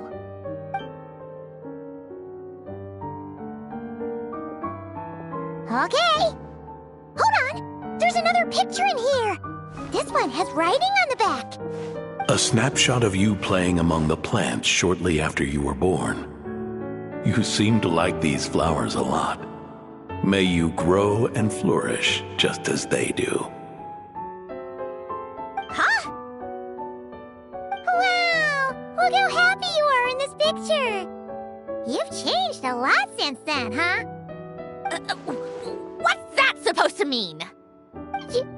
Just that you come off kind of aggressive sometimes. Or, annoyed at everyone around you? Well then, people should stop being so annoying. It's not like I'm the one with the problem. Of course not. Oh, here's something else. Looks like a piece of paper torn out from somewhere. Today, I solved another math puzzle and made a breakthrough on a construction problem the Institute has been stuck on for years. Am I a genius or what? No, wait, that's From now on, I should have people address me as Her Highness the Clockwork Princess, Unraveler of all reason. No, nope. No more of that. I thought I tore this page out. You wrote this? Then how did it get... Wait, there's more writing at the bottom. You seem to have developed a distaste for this particular entry, considering I found it in the trash. I'm sorry, but I could not help but hold on to it. Forgive me. Lynn! Don't be embarrassed. Everyone goes through a phase like that. Nonsense! I wasn't even the one who wrote that. It must have been Polonia.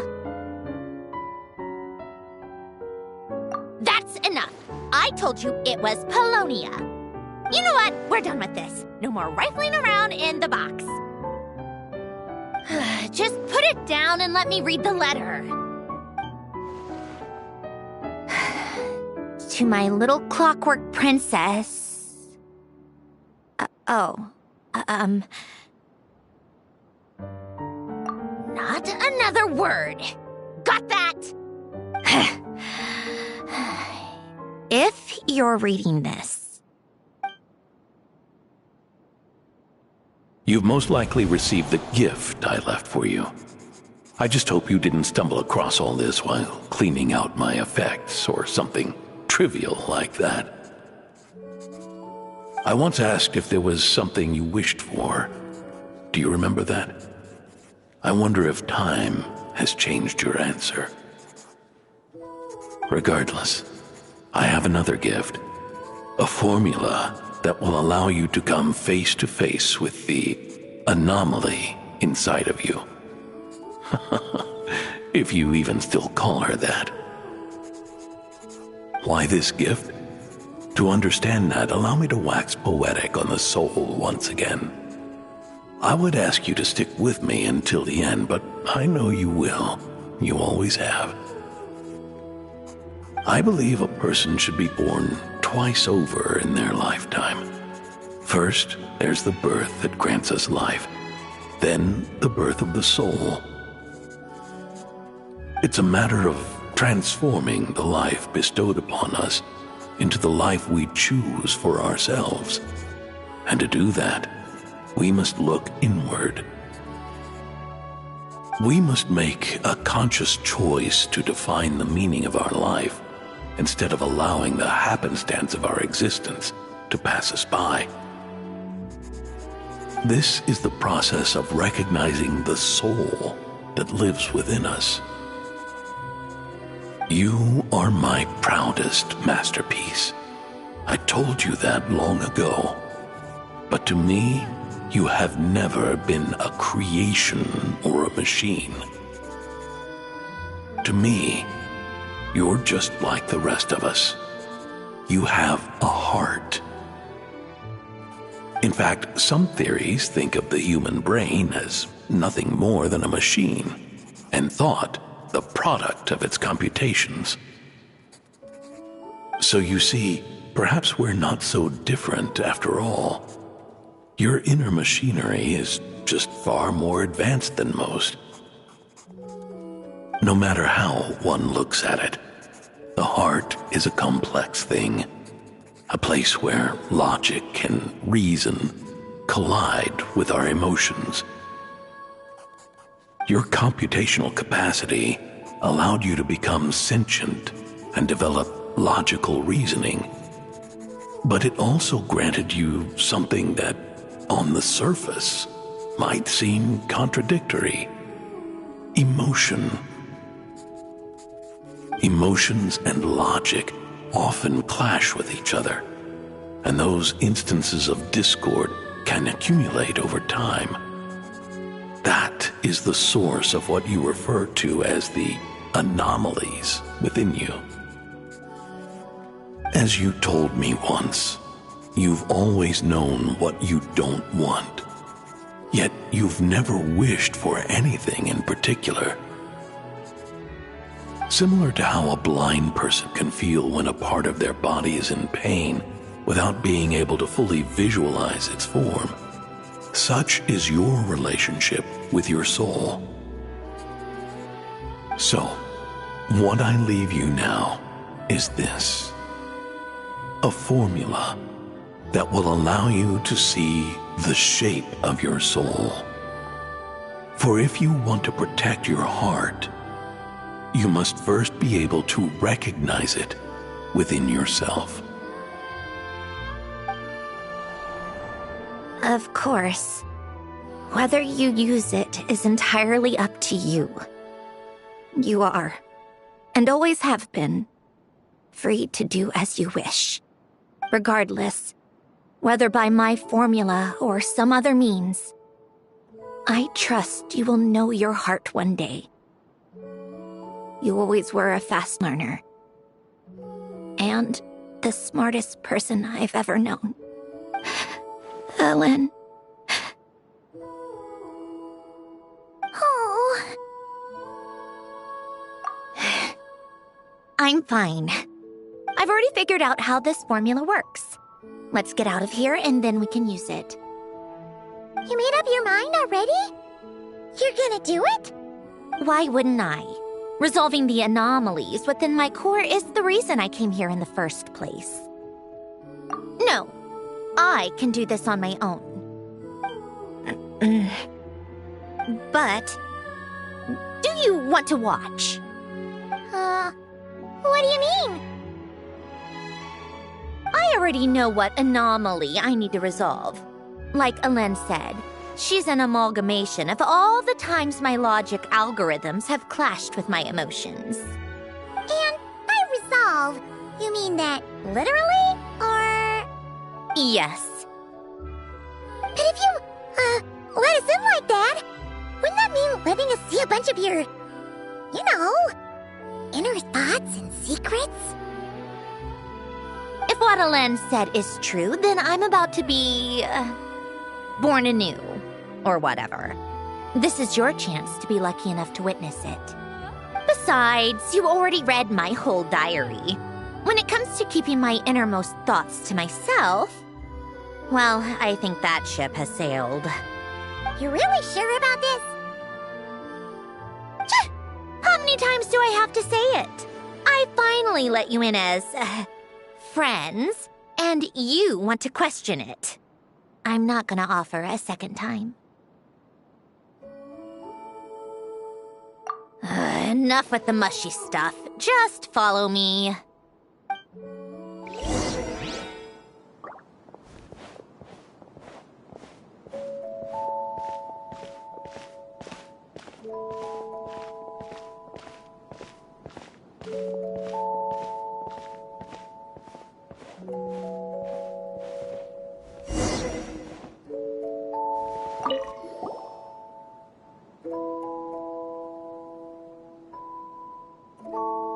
Right. With the numerological array, I can construct a simple formula that will allow you to experience what I see and hear in real time. Oh, just like St. Lolly's scent-sharing technique. Been there, done that. Huh. Sounds like that shaman has some tricks up her sleeve. The arcane and the mathematical are both fundamental laws of this world. Being able to achieve a similar result through both isn't surprising. Anyway, let's get this show on the road. But no comments from the peanut gallery, okay? I know I offered, but I still don't want any interruptions.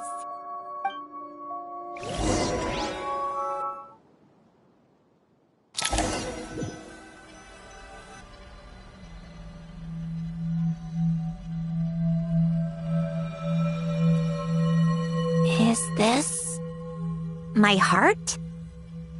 No, it's probably just the result of Alen's formula. A space dedicated to resolving anomalies. Huh. But it looks like the walls are all... mirrors? You made it. About time. Is that me? From the past? You just spoke of anomalies. Well, here I am. What happens when emotion contradicts reason? Shall we sit down and talk?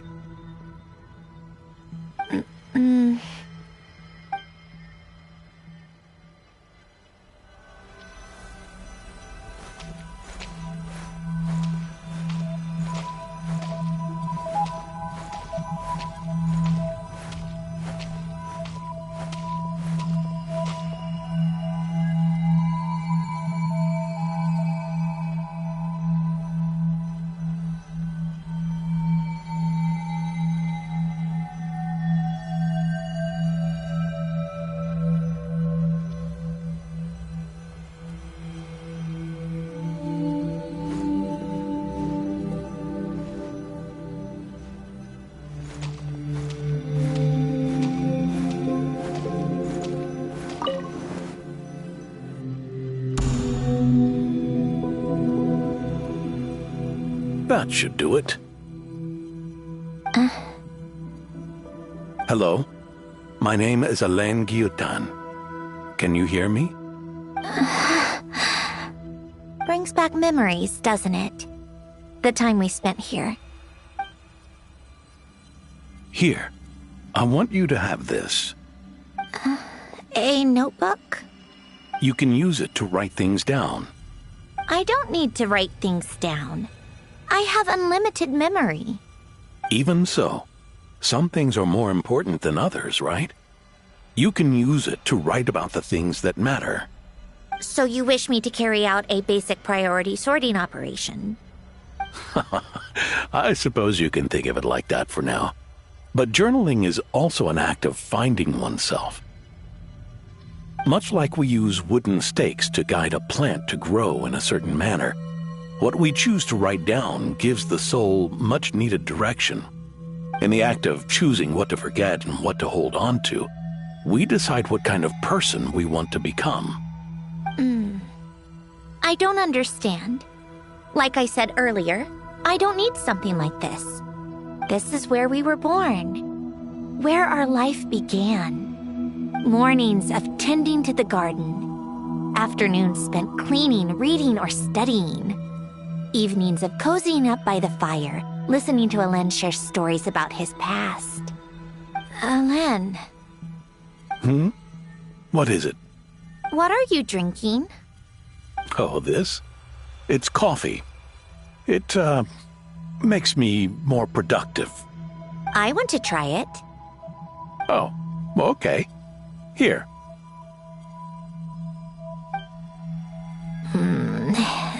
Bitter. Speaking of, why did you design me with senses? Taste, smell, touch. Well, I'm not quite sure. It just felt like the right thing to do. I suppose I hoped you might have a life of your own one day, and that you deserve to experience all life has to offer.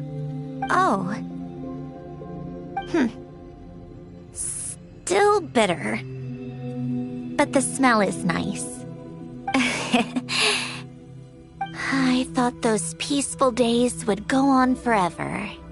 You know that's not possible. Maybe. But how was I supposed to know the end was just around the corner? That was just bad luck. Was it? Well, it certainly became a pattern, now didn't it?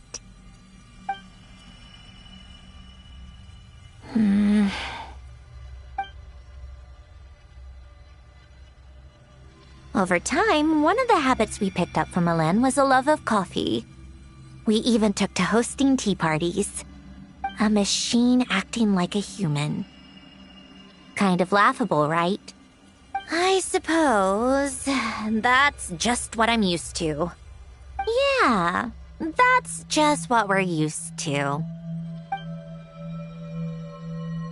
Hey, this place isn't half bad. Great spot for a party. More and more people seem to be showing up to my tea parties uninvited. Anyone care to explain?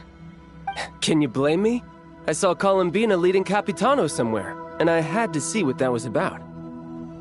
I had simply asked Columbina where I might find Arlecchino. I have business to discuss with her, and Columbina suggested looking here. Tartaglia and I were unaware that this was a private gathering. Apologies for the intrusion.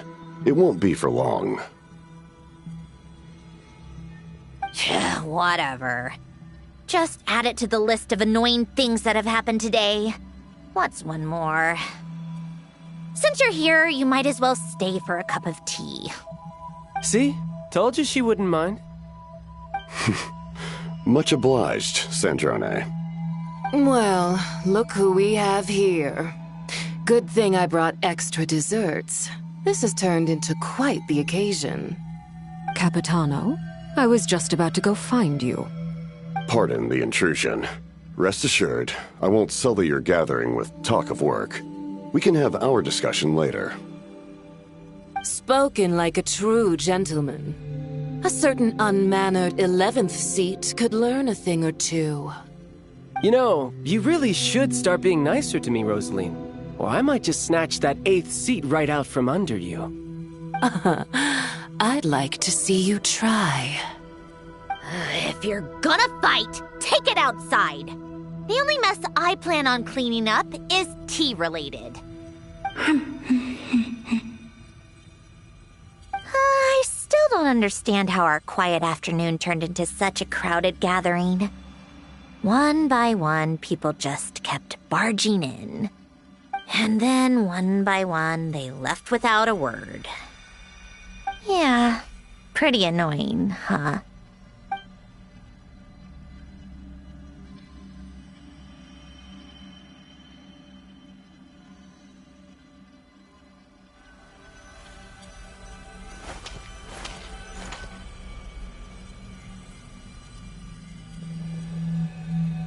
Of all my days with the Fatui, the times I spent with you, Arlecchino, and Rosaline, they were my favorite. Goodbye, Sandrone.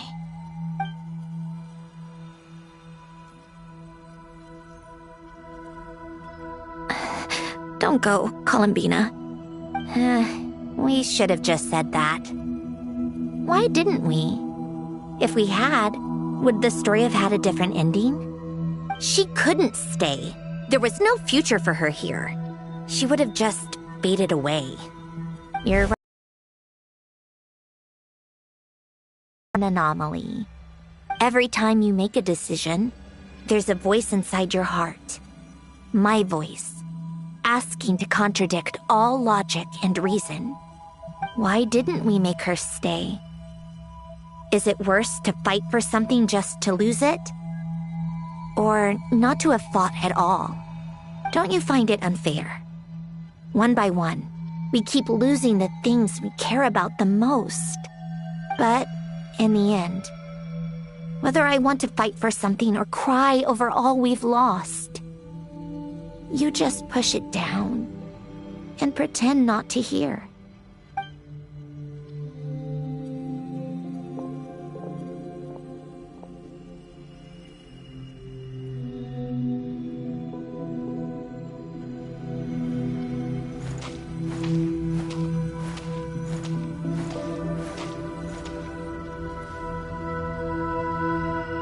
And now, even Polonia, the other half of Elend's legacy, the last remaining member of our family, even Polonia is no longer with us. I did everything I could, but it's just like Elend always said. Polonia was one of a kind. There was no replicating what he managed to create. Don't you feel like our connection to the past is fading bit by bit? Like, even the things we have left are slow. But you can't move through life without having to say goodbye. And even as we experience loss, there are always new things to be gained. Ever so logical. What's your take, then? It feels like the more I care about something, the faster the world takes it away. It sounds so stupid, but I can't help it. That's the hand life has dealt me time and time again. Why even fight for something that's just going to be lost in the end? Better to never have had it at all. Better if it would all just disappear. Dark, I know. But the heart wants what it wants. Maybe the stellar linchpin appeared because of me. Because of what I wish for. I don't think so. Yeah, probably not. What an anomaly wants goes against all logic and reason after all. Well, go ahead and do what you came for. You're here to resolve the anomaly, aren't you?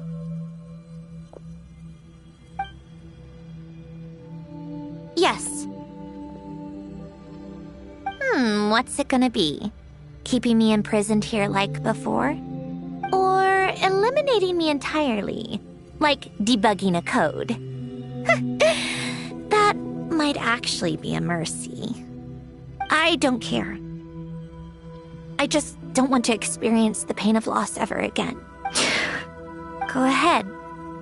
I'm ready.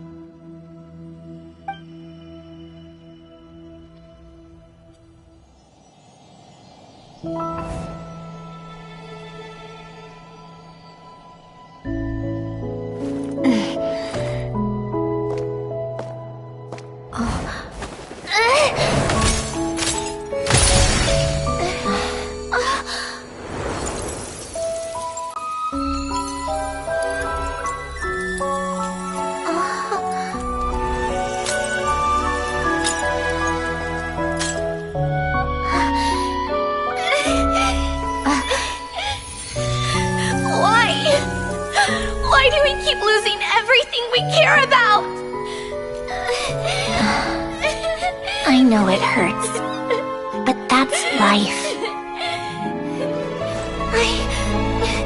I wish... I know.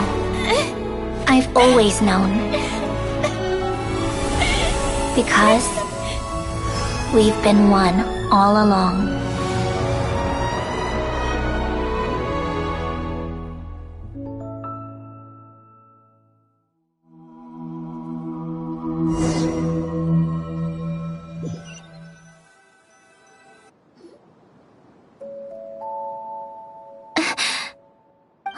Sandrone! I'm fine. It's okay to cry, you know. Cry? You've gotta be kidding me. Save the comforting for someone who needs it, Paimon. The emotional side of my core algorithm. My emotion module has always been fully developed and operational. Ellen tried to tell me that too. I've just chosen to ignore her voice all this time. I suppose. Huh. Come to think of it, it's kind of like the aquarium on the ship. The aquarium? The old me took one look at it and saw something I would inevitably lose. So I stopped putting in the effort. Then, one by one, the fish all swam away, and the place became even more bleak and depressing. Pretty pathetic, right? Don't say that. A lot of people would feel the same. It just shows how much you care about what you have. Now? After seeing what you've done with the aquarium, I have to admit, I think it's beautiful. It's like you said, we get to keep the things we gain along the way. And those are things that can never be replaced, because we choose to hold them in our hearts. Well said. Besides, I've already died once. I'd be stupid not to make the most of this second chance. Right. Earlier you, or your inner self, mentioned something about her wish. What was it? You think that's something you can just ask and I'll tell you? Think again. I may have accepted my emotional self, but I'm not about to go all soft and mushy on the inside and pour my heart out. That said, taking a step in the right direction couldn't hurt. Starting with cleaning some old aquarium tanks of my own. Huh? Metaphorically speaking, I mean. Come on, let's head back to the ship. I need to talk to that shaman.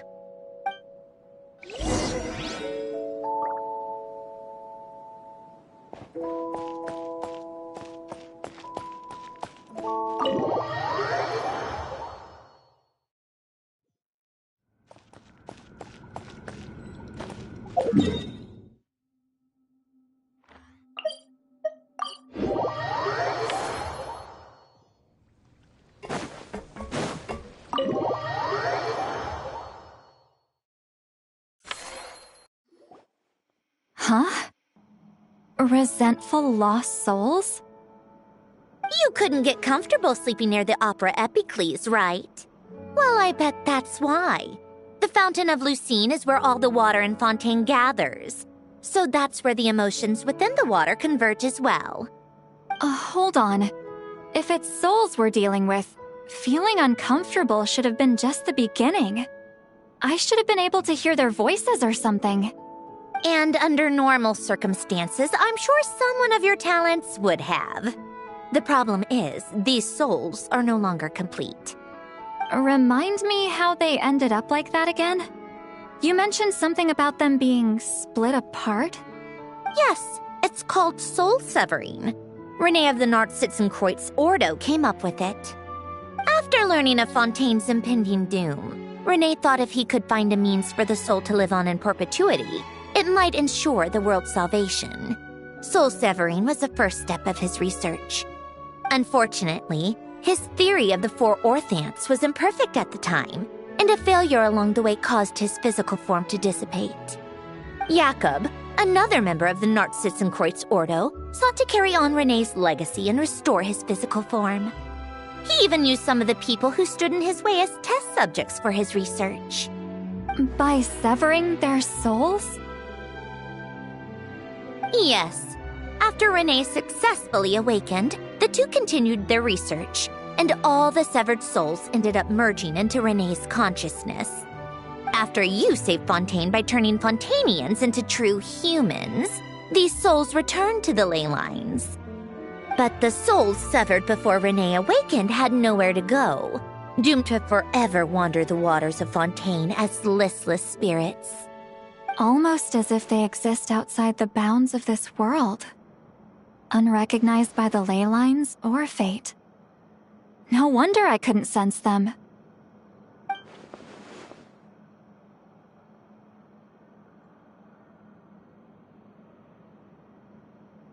Not only that, but over time, they began to fuse with other entities. Their inner resentment lured in all sorts of evil beings, which corrupted and defiled them into nothing more than accumulations of filth. But the full transformation must have been recent. Otherwise, the Udex surely would have noticed. Wait, no, he must know already. That would explain the underwater Melazine patrols.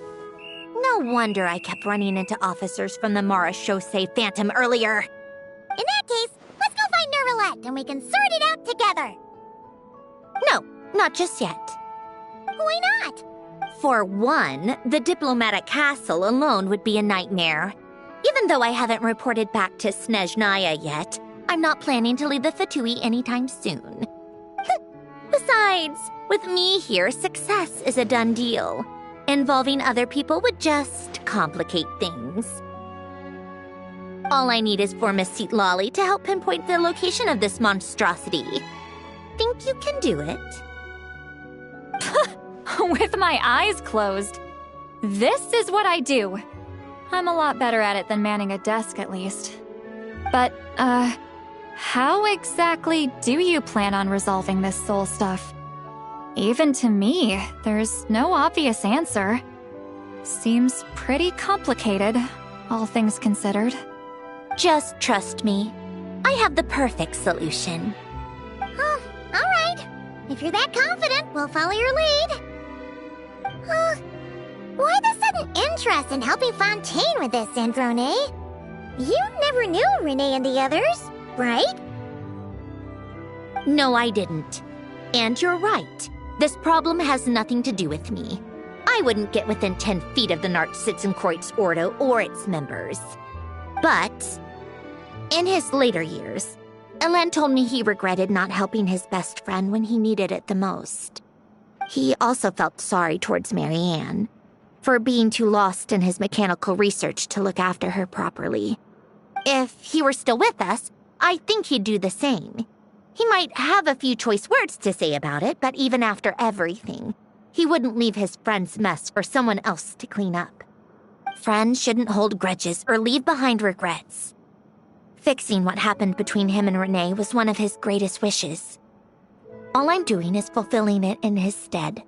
You know, you really do seem a little different now. You mean, everything that just happened wasn't for nothing. Why, thank you for pointing out the obvious, Paimon. Just washing off the grime of the past. Turns out, a lot can build up after being ignored for so long. What's this about aquarium tanks all of a sudden? They go off on some grand adventure and what? Now they have their own private code? Stupid.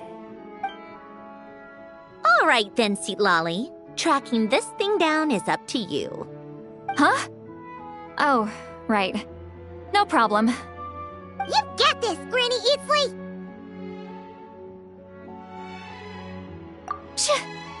You! Come with me to Hotel de Boer for a drink. Right now! Why? Because I said so! Miss Guillotin, I'll report back on the location tomorrow morning. Just need a drink or two first to bolster me up. Well, don't let me keep you. All right, you. Time to go. I've got scores that need settling. Huh?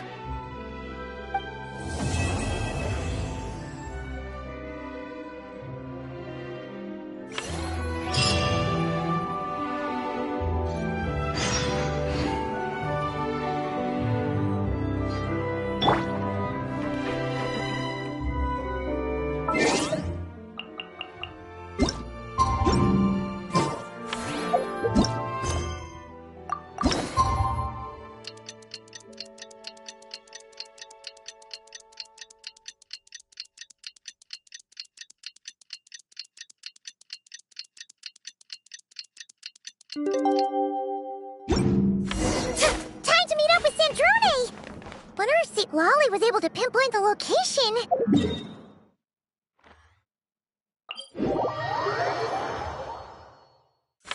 Well, we should know soon.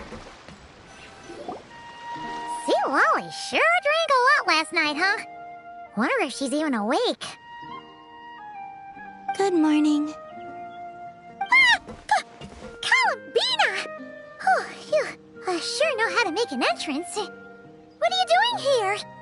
We just finished filming a last-minute scene, so I came up to get some fresh air. The others are still down below discussing what the final scene should be. You mean, how it should end? Yes, they're torn between whether the heroine should reunite with her old friend or not. Ah, because the whole point is that she came to her friend's homeland to search for her, right? Oh, Paimon almost forgot the plot! Yes. Director Farina and Miss Chiori think a tragic ending where the two never meet would be more poignant. But Director Xavier thinks having the two reunite would make for a more touching and heartwarming ending. Me? I'm not sure. On a personal level, of course I want to see her again. Of course I want to experience that moment where we reunite. Even if it's just for the cameras. But that means an actor would have to take her place. And that makes me feel... Oh. Huh? Yeah, don't look so worried. Making a film is supposed to be fun.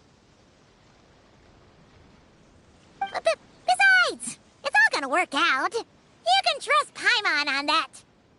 Work out? How? Well, you know. Yep, exactly. Okay, I trust you. I'll just focus on having fun for now. Well, well, look who we have here. Traveler and Paimon. Oh, the lighting specialist and clapper loader that never were. Yeah. We kinda went AWOL, didn't we? Sorry about that. Seriously, don't worry about it. Everything's going smoothly on our end, so just do what you need to do. You seem to be in better spirits now, Miss Columbina. I apologize if our earlier discussion put you on the spot. It's okay. I'm fine now. The Traveler and Paimon talked me through it. So, What are your thoughts on the ending then? Should we have them reunite or not? We should tie everything up in bows. Huh?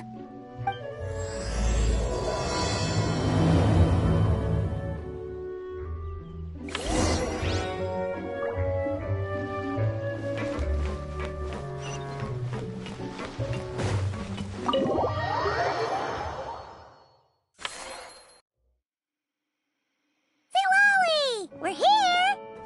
Oh, right on time. Well, yeah. We weren't the ones who drank our weight in alcohol yesterday. What? Are you suggesting Granny can't handle her liquor? It takes a lot more than that to get me drunk. Really? 'Cause, you stopped making sense after a while. Did I? Huh. News to me. I didn't say anything too crazy, I hope. Let's see. You spent half an hour bad-mouthing Auroron, half an hour complaining about work, an hour talking about light novels, and, Haman kind of fell asleep after that. Are they gone? Oh, the crew? Yeah, we bumped into them on the deck, but they just left. Wait, but now that everything with your core is sorted out, what's stopping you from seeing Columbina? She misses you a lot. I just want to deal with this mess first. Besides, this is a perfect chance to make her jump for once. I have to plan it out more.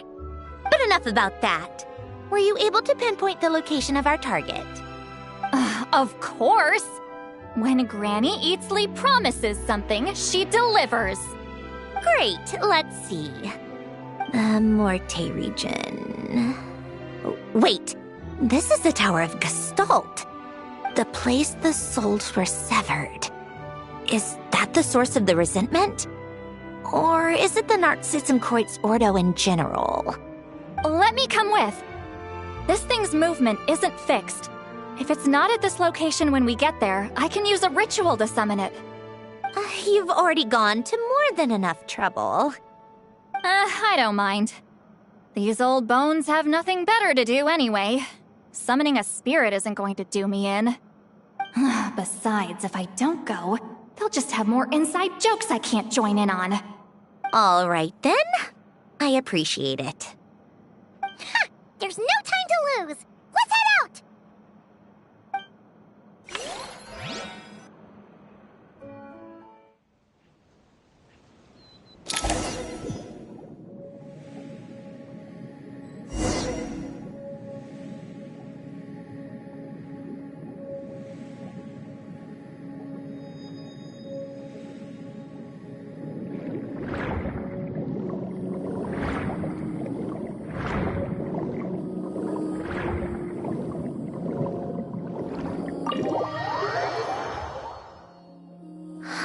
No sign of it so far.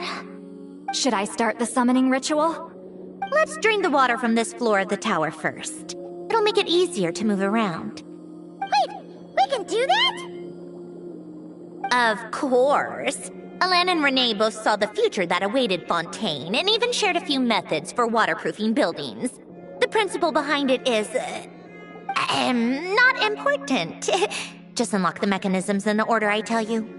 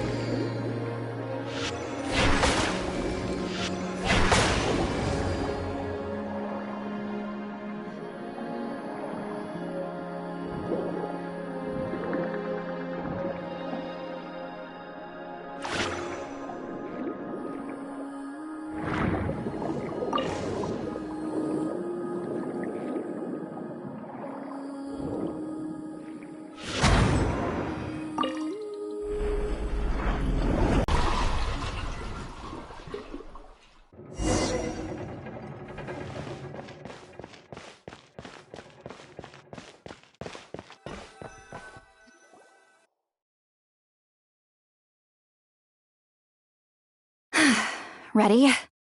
Yeah. When this thing appears, I'll try talking to the souls inside. But more than likely, they've already been driven to madness. If communication fails, we'll have a battle on our hands. In that case, Paimon better find a hiding spot. If a fight does break out, I should be the one to deliver the final blow. Trust me on that. Understood. All right, I need quiet. Wandering spirits drifting along the tides. Hear me now. Broken souls, silenced, torn apart, and forsaken. Follow the traces of the past and return to us.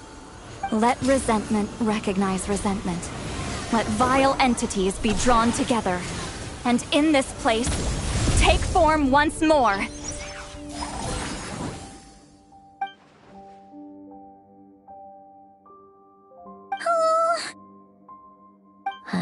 What now? Is that it?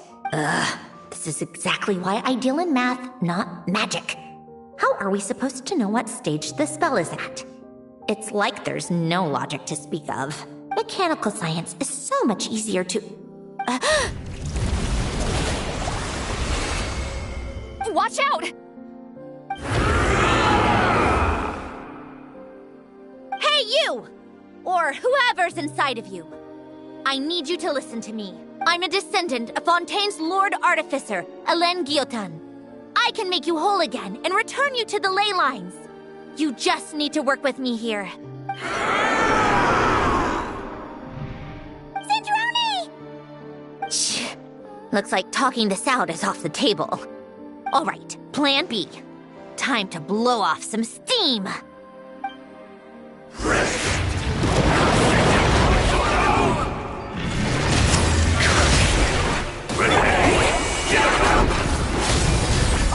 You're cursing out the wrong person! I didn't even know them!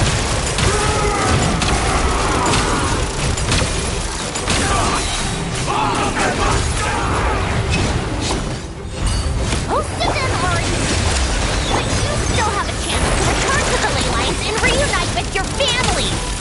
Just work with me!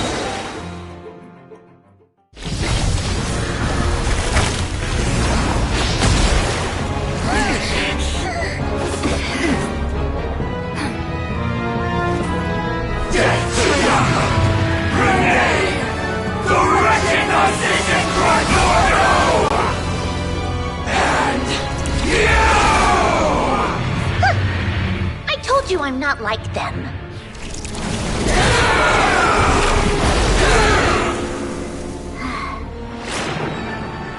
I'm stronger. Inverted. World formula. Reversion.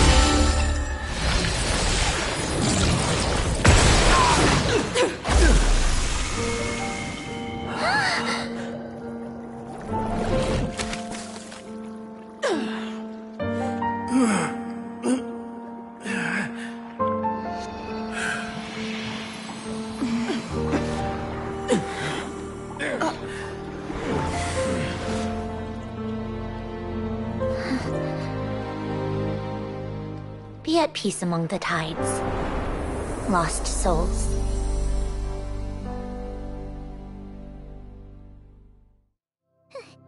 Is it over? Yep, told you it'd be a piece of cake. How did you do that back there? That creature was nothing special. Add a bunch of souls with nowhere to go, a touch of malicious energy, a few impurities, and a whole lot of resentment. And that's what you get. All I did was separate the original souls from the rest of the filth, allowing them to be accepted by the current rules of the world. The principle behind the world formula is divergence.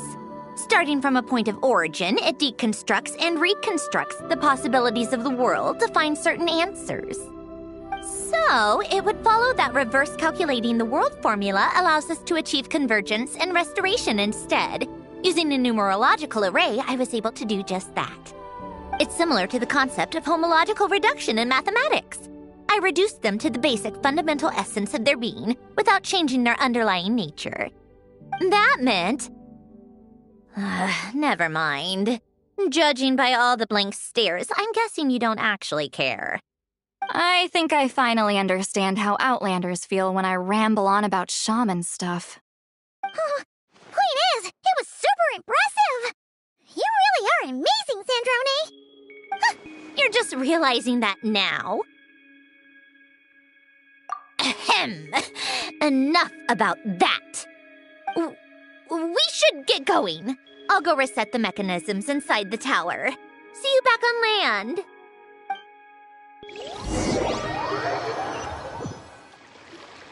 Well, that's one old mess for the books.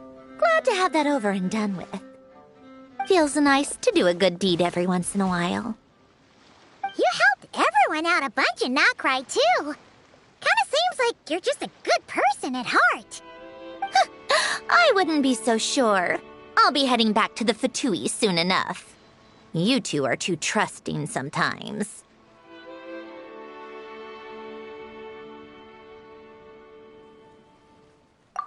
Fine. Just don't say I didn't warn you when it comes back to bite you. Well, where to next? Back to the ship? Yeah, your personal business, the Narcitsan thing, it's all resolved. That means you can see the people that need seeing now, right, Sandrone? Oh, everyone's gonna be so happy you're back! You wouldn't catch me dead admitting to this before, but... yeah, I really have missed everyone. Columbina's a special case, though. This time, I'm definitely getting her back for all her annoying antics over the years.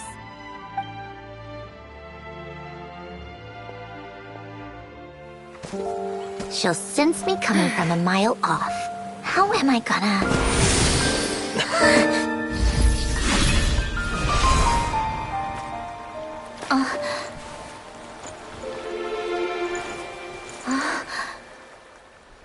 Sandrone?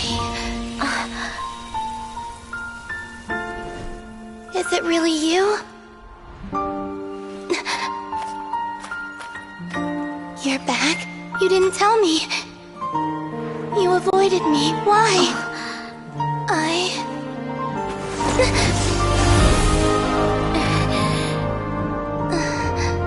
Sandrone?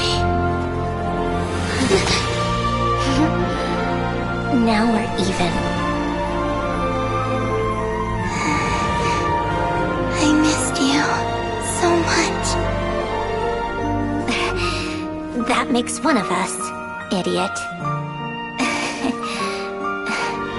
I'm here, Columbina.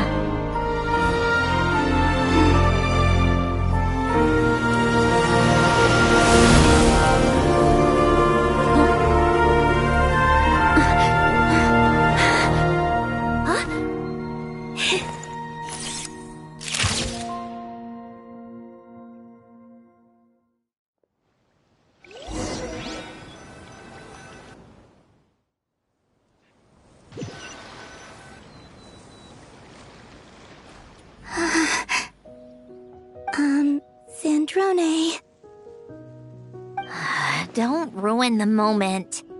Or I'll start thinking about how you teleported me to a random location after I explicitly told you to stop doing that. And scene! Bravo! Bravo! We got it! This is exactly the ending I was hoping for. Huh? Where did you just go, Miss Columbina? You vanished! And then the next second you were back hugging this, new friend here.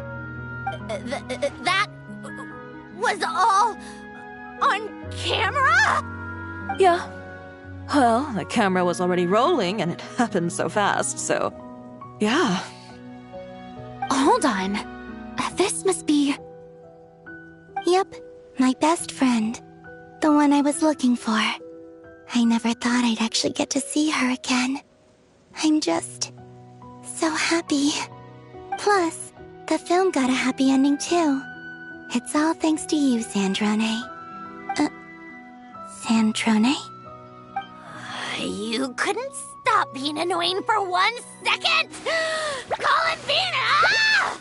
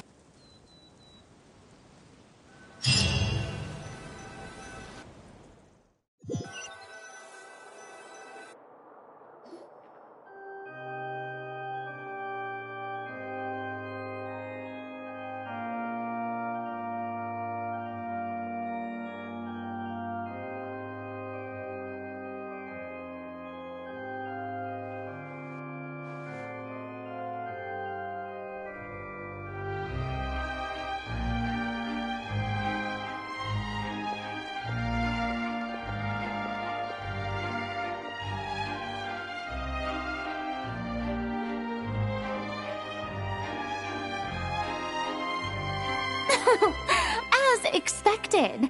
Going to the opera house is the true way to enjoy a film. You get to see the audience's reaction in real time, too.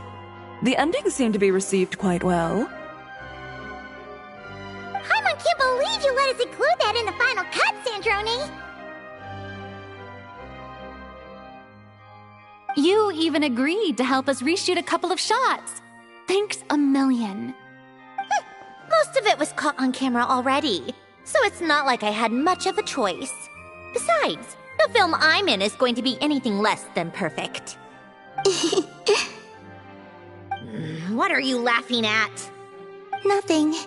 It was just interesting to see us on screen together. I'm glad this moment is going to be preserved forever. Just a pity we didn't take home the Farina Award this time around. Well, artistic films can rarely compete with commercial ones. You should have prepared yourself for this the minute you changed the script. True. Oh, did I hear someone mention the Farina Award? Come on, don't gloat! I won't. Our crew winning the Farina Award was a team effort after all. Costume design, script adaptation. Ooh, and the practical effects were so realistic. The flames and explosions even made me jump while we were filming. A lot of the effects were based on actual items the Special Patrol confiscated from criminals. Who knew they'd serve another purpose, right? But it turned out amazing! Really brought the thrilling scenes from the novel to life. Fontaine's film industry is seriously impressive. Which film did you vote for, Silali? Isn't it obvious? Great Detective Herlock, of course! That's the whole reason I'm here! You all should be proud, though. A lot of critics are saying really good things about your film, too. Longing and loss, searching for something even after it's gone. It's a film that makes you think about life, and how important it is to explore those themes. Well, that is what the art of storytelling is for. Watching a film with friends is so much fun! There's so much to talk about! Ooh, let's throw a celebration later then! We're all old friends! Oh, we could find a place and chat to our heart's content! How about the Wingalette? That's perfect! Friends and family are more than welcome too. So if you want to bring people, don't be shy. You all can head over first and make yourselves at home. I'll bring over some refreshments in a bit. I just have one more stop to make first. Can I come?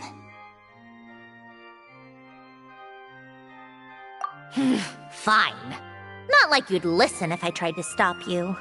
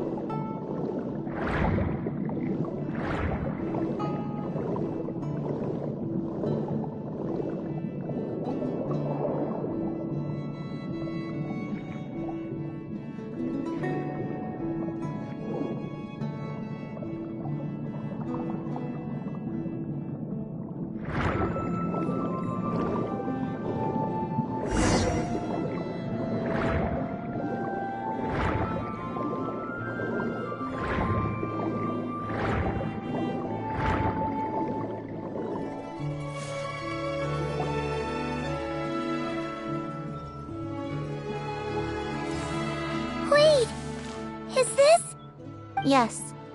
Here lies Lord Artificer, Elaine Guillotin. This is his grave. Oh. I'm sorry, Ellen.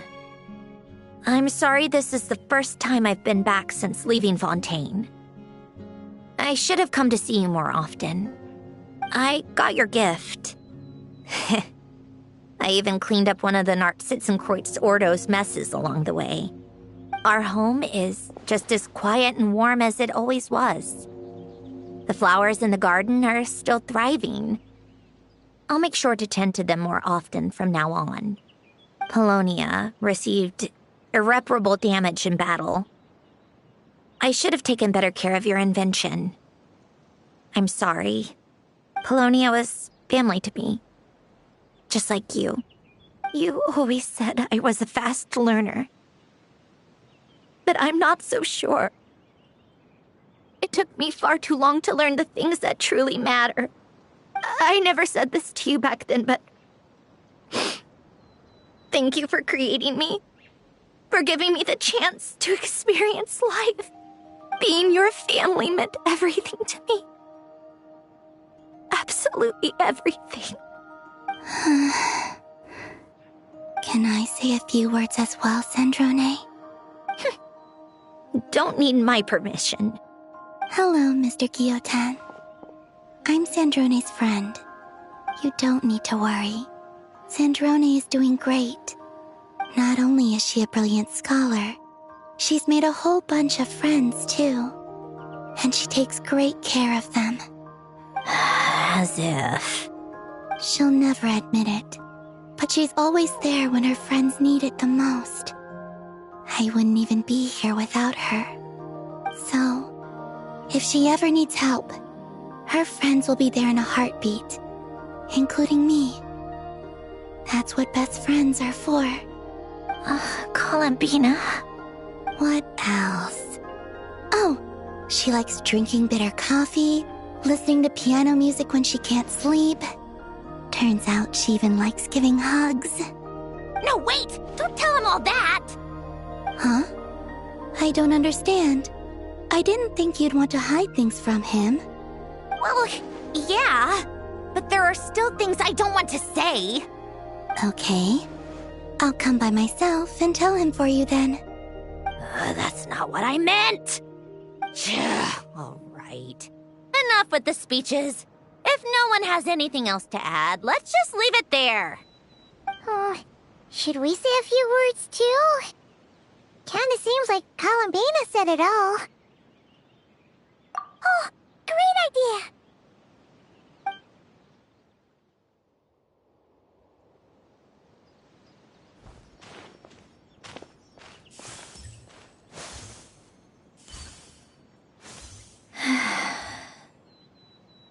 Goodbye, Ellen.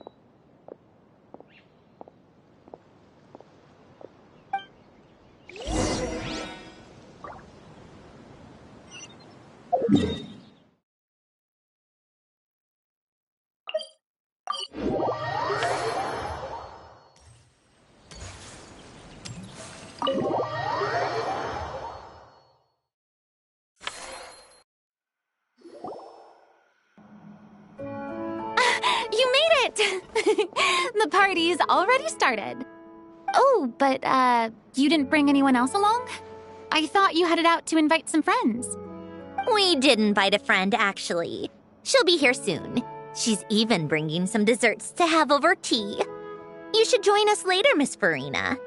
I do love a tea party. Then don't mind if I do. This seems like a fun occasion. Let's go talk with everyone. Good idea!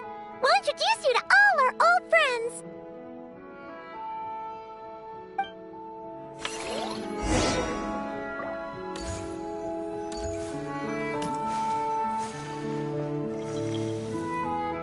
Granny Eatsley, you're really not going to let us borrow these cute little stuffed toys for our magic show? First of all, Seat Lalin and Eats Papa are Chi-Chi meal. They have inauspicious stars sealed within them, and they're my helpers, not toys. But the Grin Malkin Cat and Boggle Cat box are Linny and Lynette's helpers. And they still make good partners on stage. Agreed. We've never had a Chi-Chi meal pop out of our hats before. It would be quite the surprise. I think the audience would love it. If this was the Masters of the Night Wind, these kids wouldn't have even had the guts to say my name, let alone pester me like this. I'm terrible at dealing with requests like this. Oh, Traveler, quick, save me! You think you're so funny. Lady Sandrone. Lady Columbina. Hello. Don't look at me like that. I don't have any mechanisms for you to break. Don't be fooled by my sister's demeanor, Lady Sandrone. She's just as delighted as the rest of us to have you back. Well, I suppose when I'm not so busy, I could find some time when Arlecchino is around and bring over a few gifts to the House of the Hearth. You're too kind, Lady Sandrone. I'm sure just your visit alone would make Father more than happy. I just need to borrow them for a bit. I'll pull them out of my hat, give them a quick hug, then give them straight back. When did hugging become a part of it? Oh! I could lend you pair, so you have something to hug in the meantime. He gives really good hugs. I don't need something to hug in the meantime. The issue was never the hugs. How about this? You can have 2 VIP tickets right next to each other. Excellent view. Right next to each other?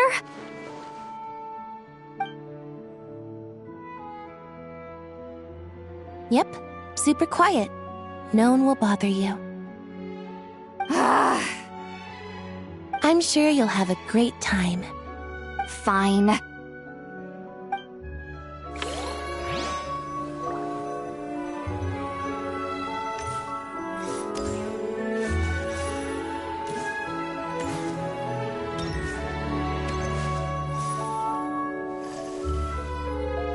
Wait a second! Mr. Baptiste and Veronique! You're here! Friends of yours? Veronique is the prop manager for Musketeer Pictures, and Mr. Baptiste is the author of The Two Musketeers. Yeah, former prop manager. Now we're just 2 criminals serving our time. Thanks to Duke Risley and Nurse Sijwin looking out for us. Not too bad, actually. You make it sound like I'm giving you special treatment. I just think the method of justice you chose to pursue is one people can respect.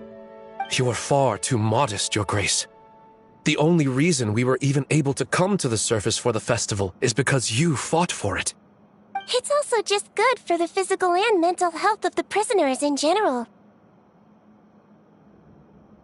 Anyway, I suppose I have you to thank for keeping the winglet in such good shape.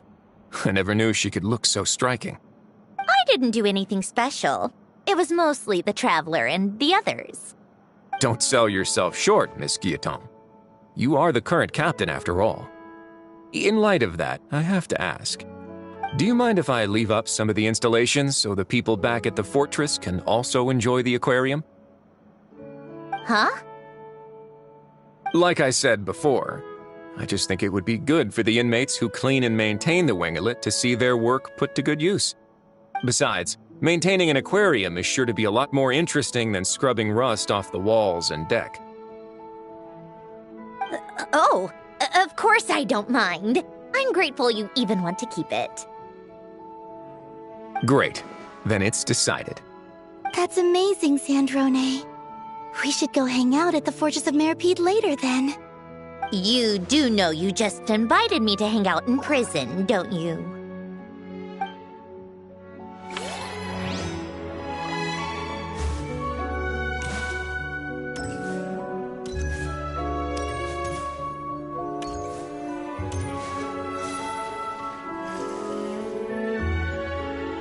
You made it. Sorry for starting the celebrations without you. No worries at all. We're just glad everyone's having such a great time. Oh, right. You've probably seen them around already, but let us introduce you for real. This is... Miss Columbina and Miss Guillotin, right? Oh, we saw the film you were in.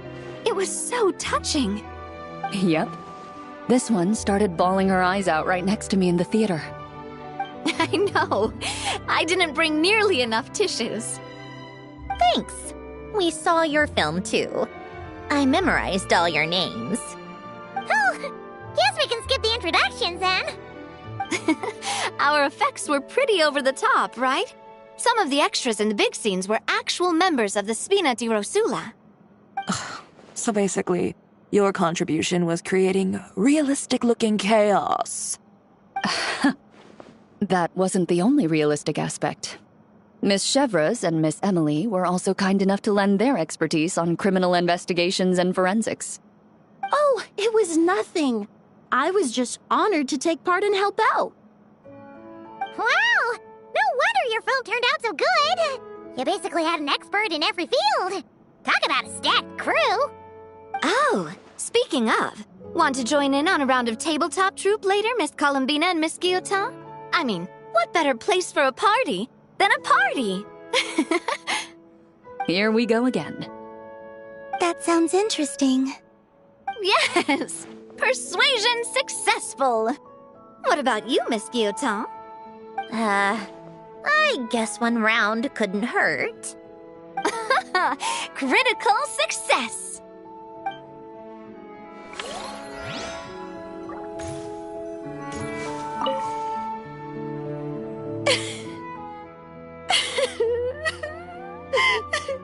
What a dream come true! For once, it all worked out!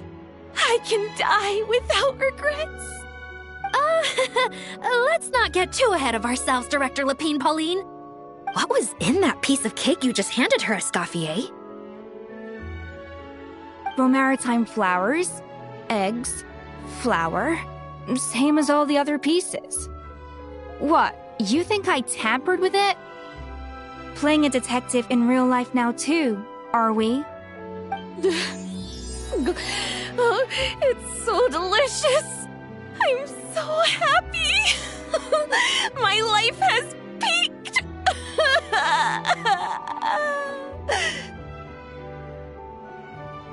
Miss Lapine Pauline, look who I brought! Master! Wait, what happened to your face? Why are you crying? Never mind my face. Here, let me introduce you. This is Miss Charlotte and Miss Escoffier. Things are sounding lively over here. Oh, look who it is! Perfect timing. I was so busy with the shoot, I feel like we barely got to talk. And the elusive Miss Guillotin. It's great to see you. Thank you so much for letting us use the boat free of charge. That was so generous of you. Oh, right. Introductions. This is Miss Charlotte and Miss Escoffier. That's kind of you, but I didn't really do anything. If you want to thank someone, it should be the Duke or the people who keep the boat in such good shape. Right. I'll head over in a bit and do just that. Miss Columbina? Yes? Could I interview you sometime? I'll treat you to some gâteau de bord for the trouble. There's only a limited amount available each day. Oh, but it's an absolute must-try when you're in Fontaine. Oh, sure. Bold of you to use my own cake as a bribe right in front of me. You know what? When else are we all going to be together like this? Come on, everyone! Grab your drinks!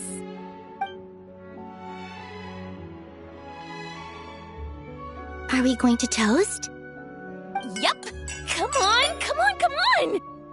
Sante!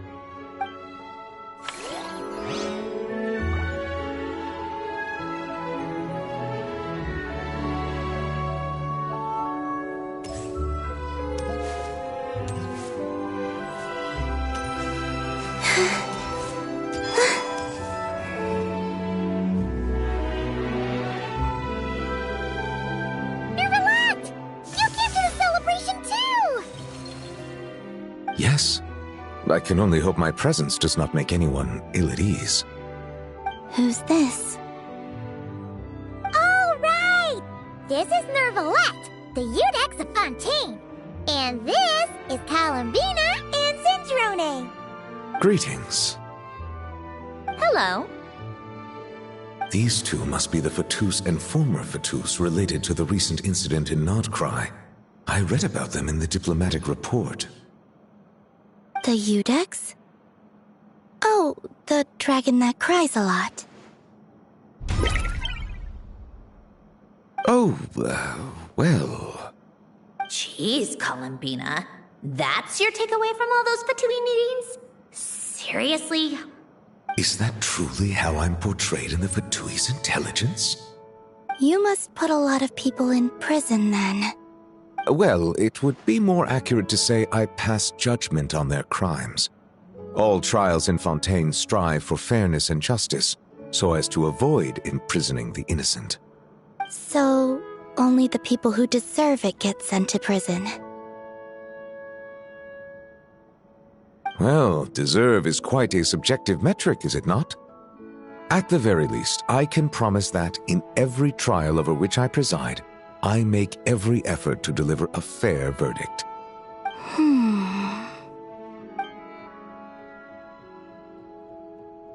Yeah. Oh, for the love of... what is she doing now? You seem like a good dragon. Not the kind that throws people in prison for no reason. I think we can get along just fine. Well, thank you. Then she punched me because... Oh, sorry, Nervalette. She thinks that's a sign of friendship. Where does she even pick up weird habits like that? Ah, I see. I believe I have observed people on the streets of Fontaine expressing affection in a similar manner. I suppose I now know what it feels like. Yes. Quite, abrupt. You know, these two are surprisingly alike. Oh, looks like Arlecchino's here. Come on, Columbina. Let's go have ourselves a tea party.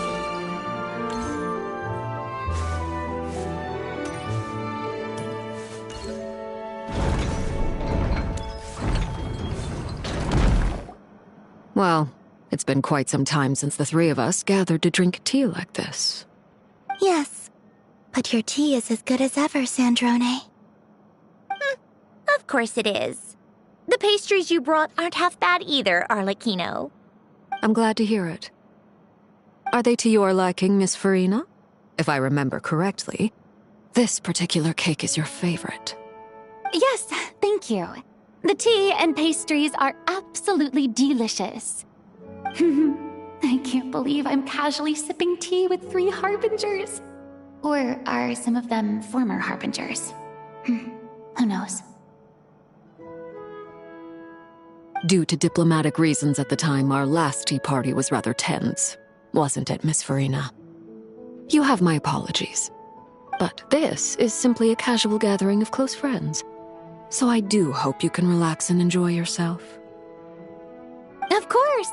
I appreciate the hospitality, in both cases. Next time, let me be the one to treat all of you. I'm sure we'd all be delighted to have you join us more often. The same goes for you two. Of course we should do this again!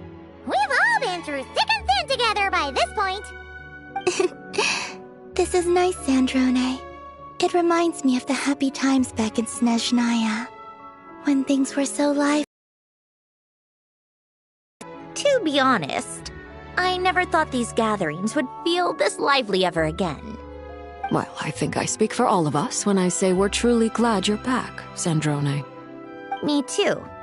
I've realized that holding on to what matters doesn't just mean protecting what you already have.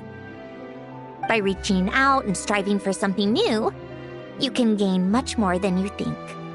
No, that certainly doesn't sound like something the old you would say. Well, I'm only going to say it once, so... Don't get used to it. Who knows? Perhaps your tea parties will only get livelier from here on out. Once you return to the Fatui, we'll have more opportunities to keep in touch in any case. I want to spend more time together too. But I don't want to go back to the Fatui. Well, Notcry isn't too far from Snezhnograd. It shouldn't be hard to find a place where we can all get together. Oh, and then I can sing for you. Or put on some of your favorite music. Just like the old days. Speaking of music, I spotted a mechanical piano below deck. Is it yours, Miss Guillotin? Yes. Reclaimed, I suppose you could say. Why don't you play something for us? Huh? In front of all these people? Yes, why not? You play so well. Yeah, come on! Just a little, please? For the love of... Fine! One piece, and that's it.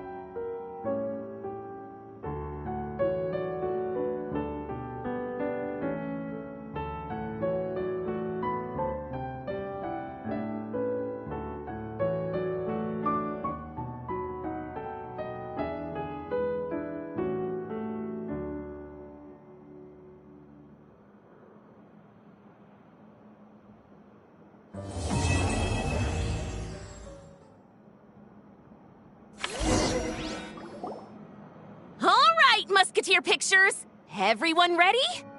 I'm not sure I should be in this one. Of course you should. You might have primarily helped out another crew this time, but you're still a member of Musketeer Pictures. All right, thanks.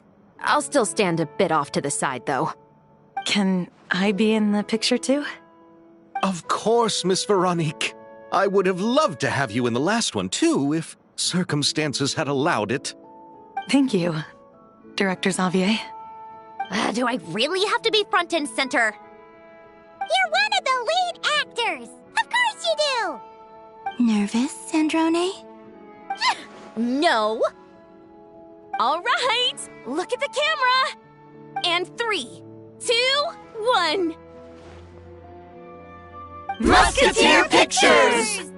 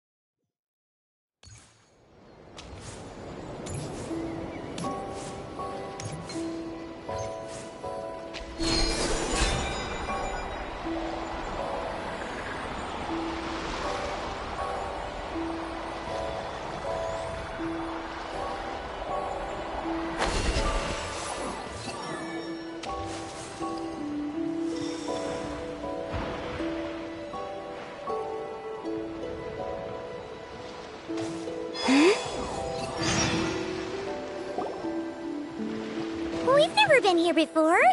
Where is this exactly? Huh? Look! That person over there!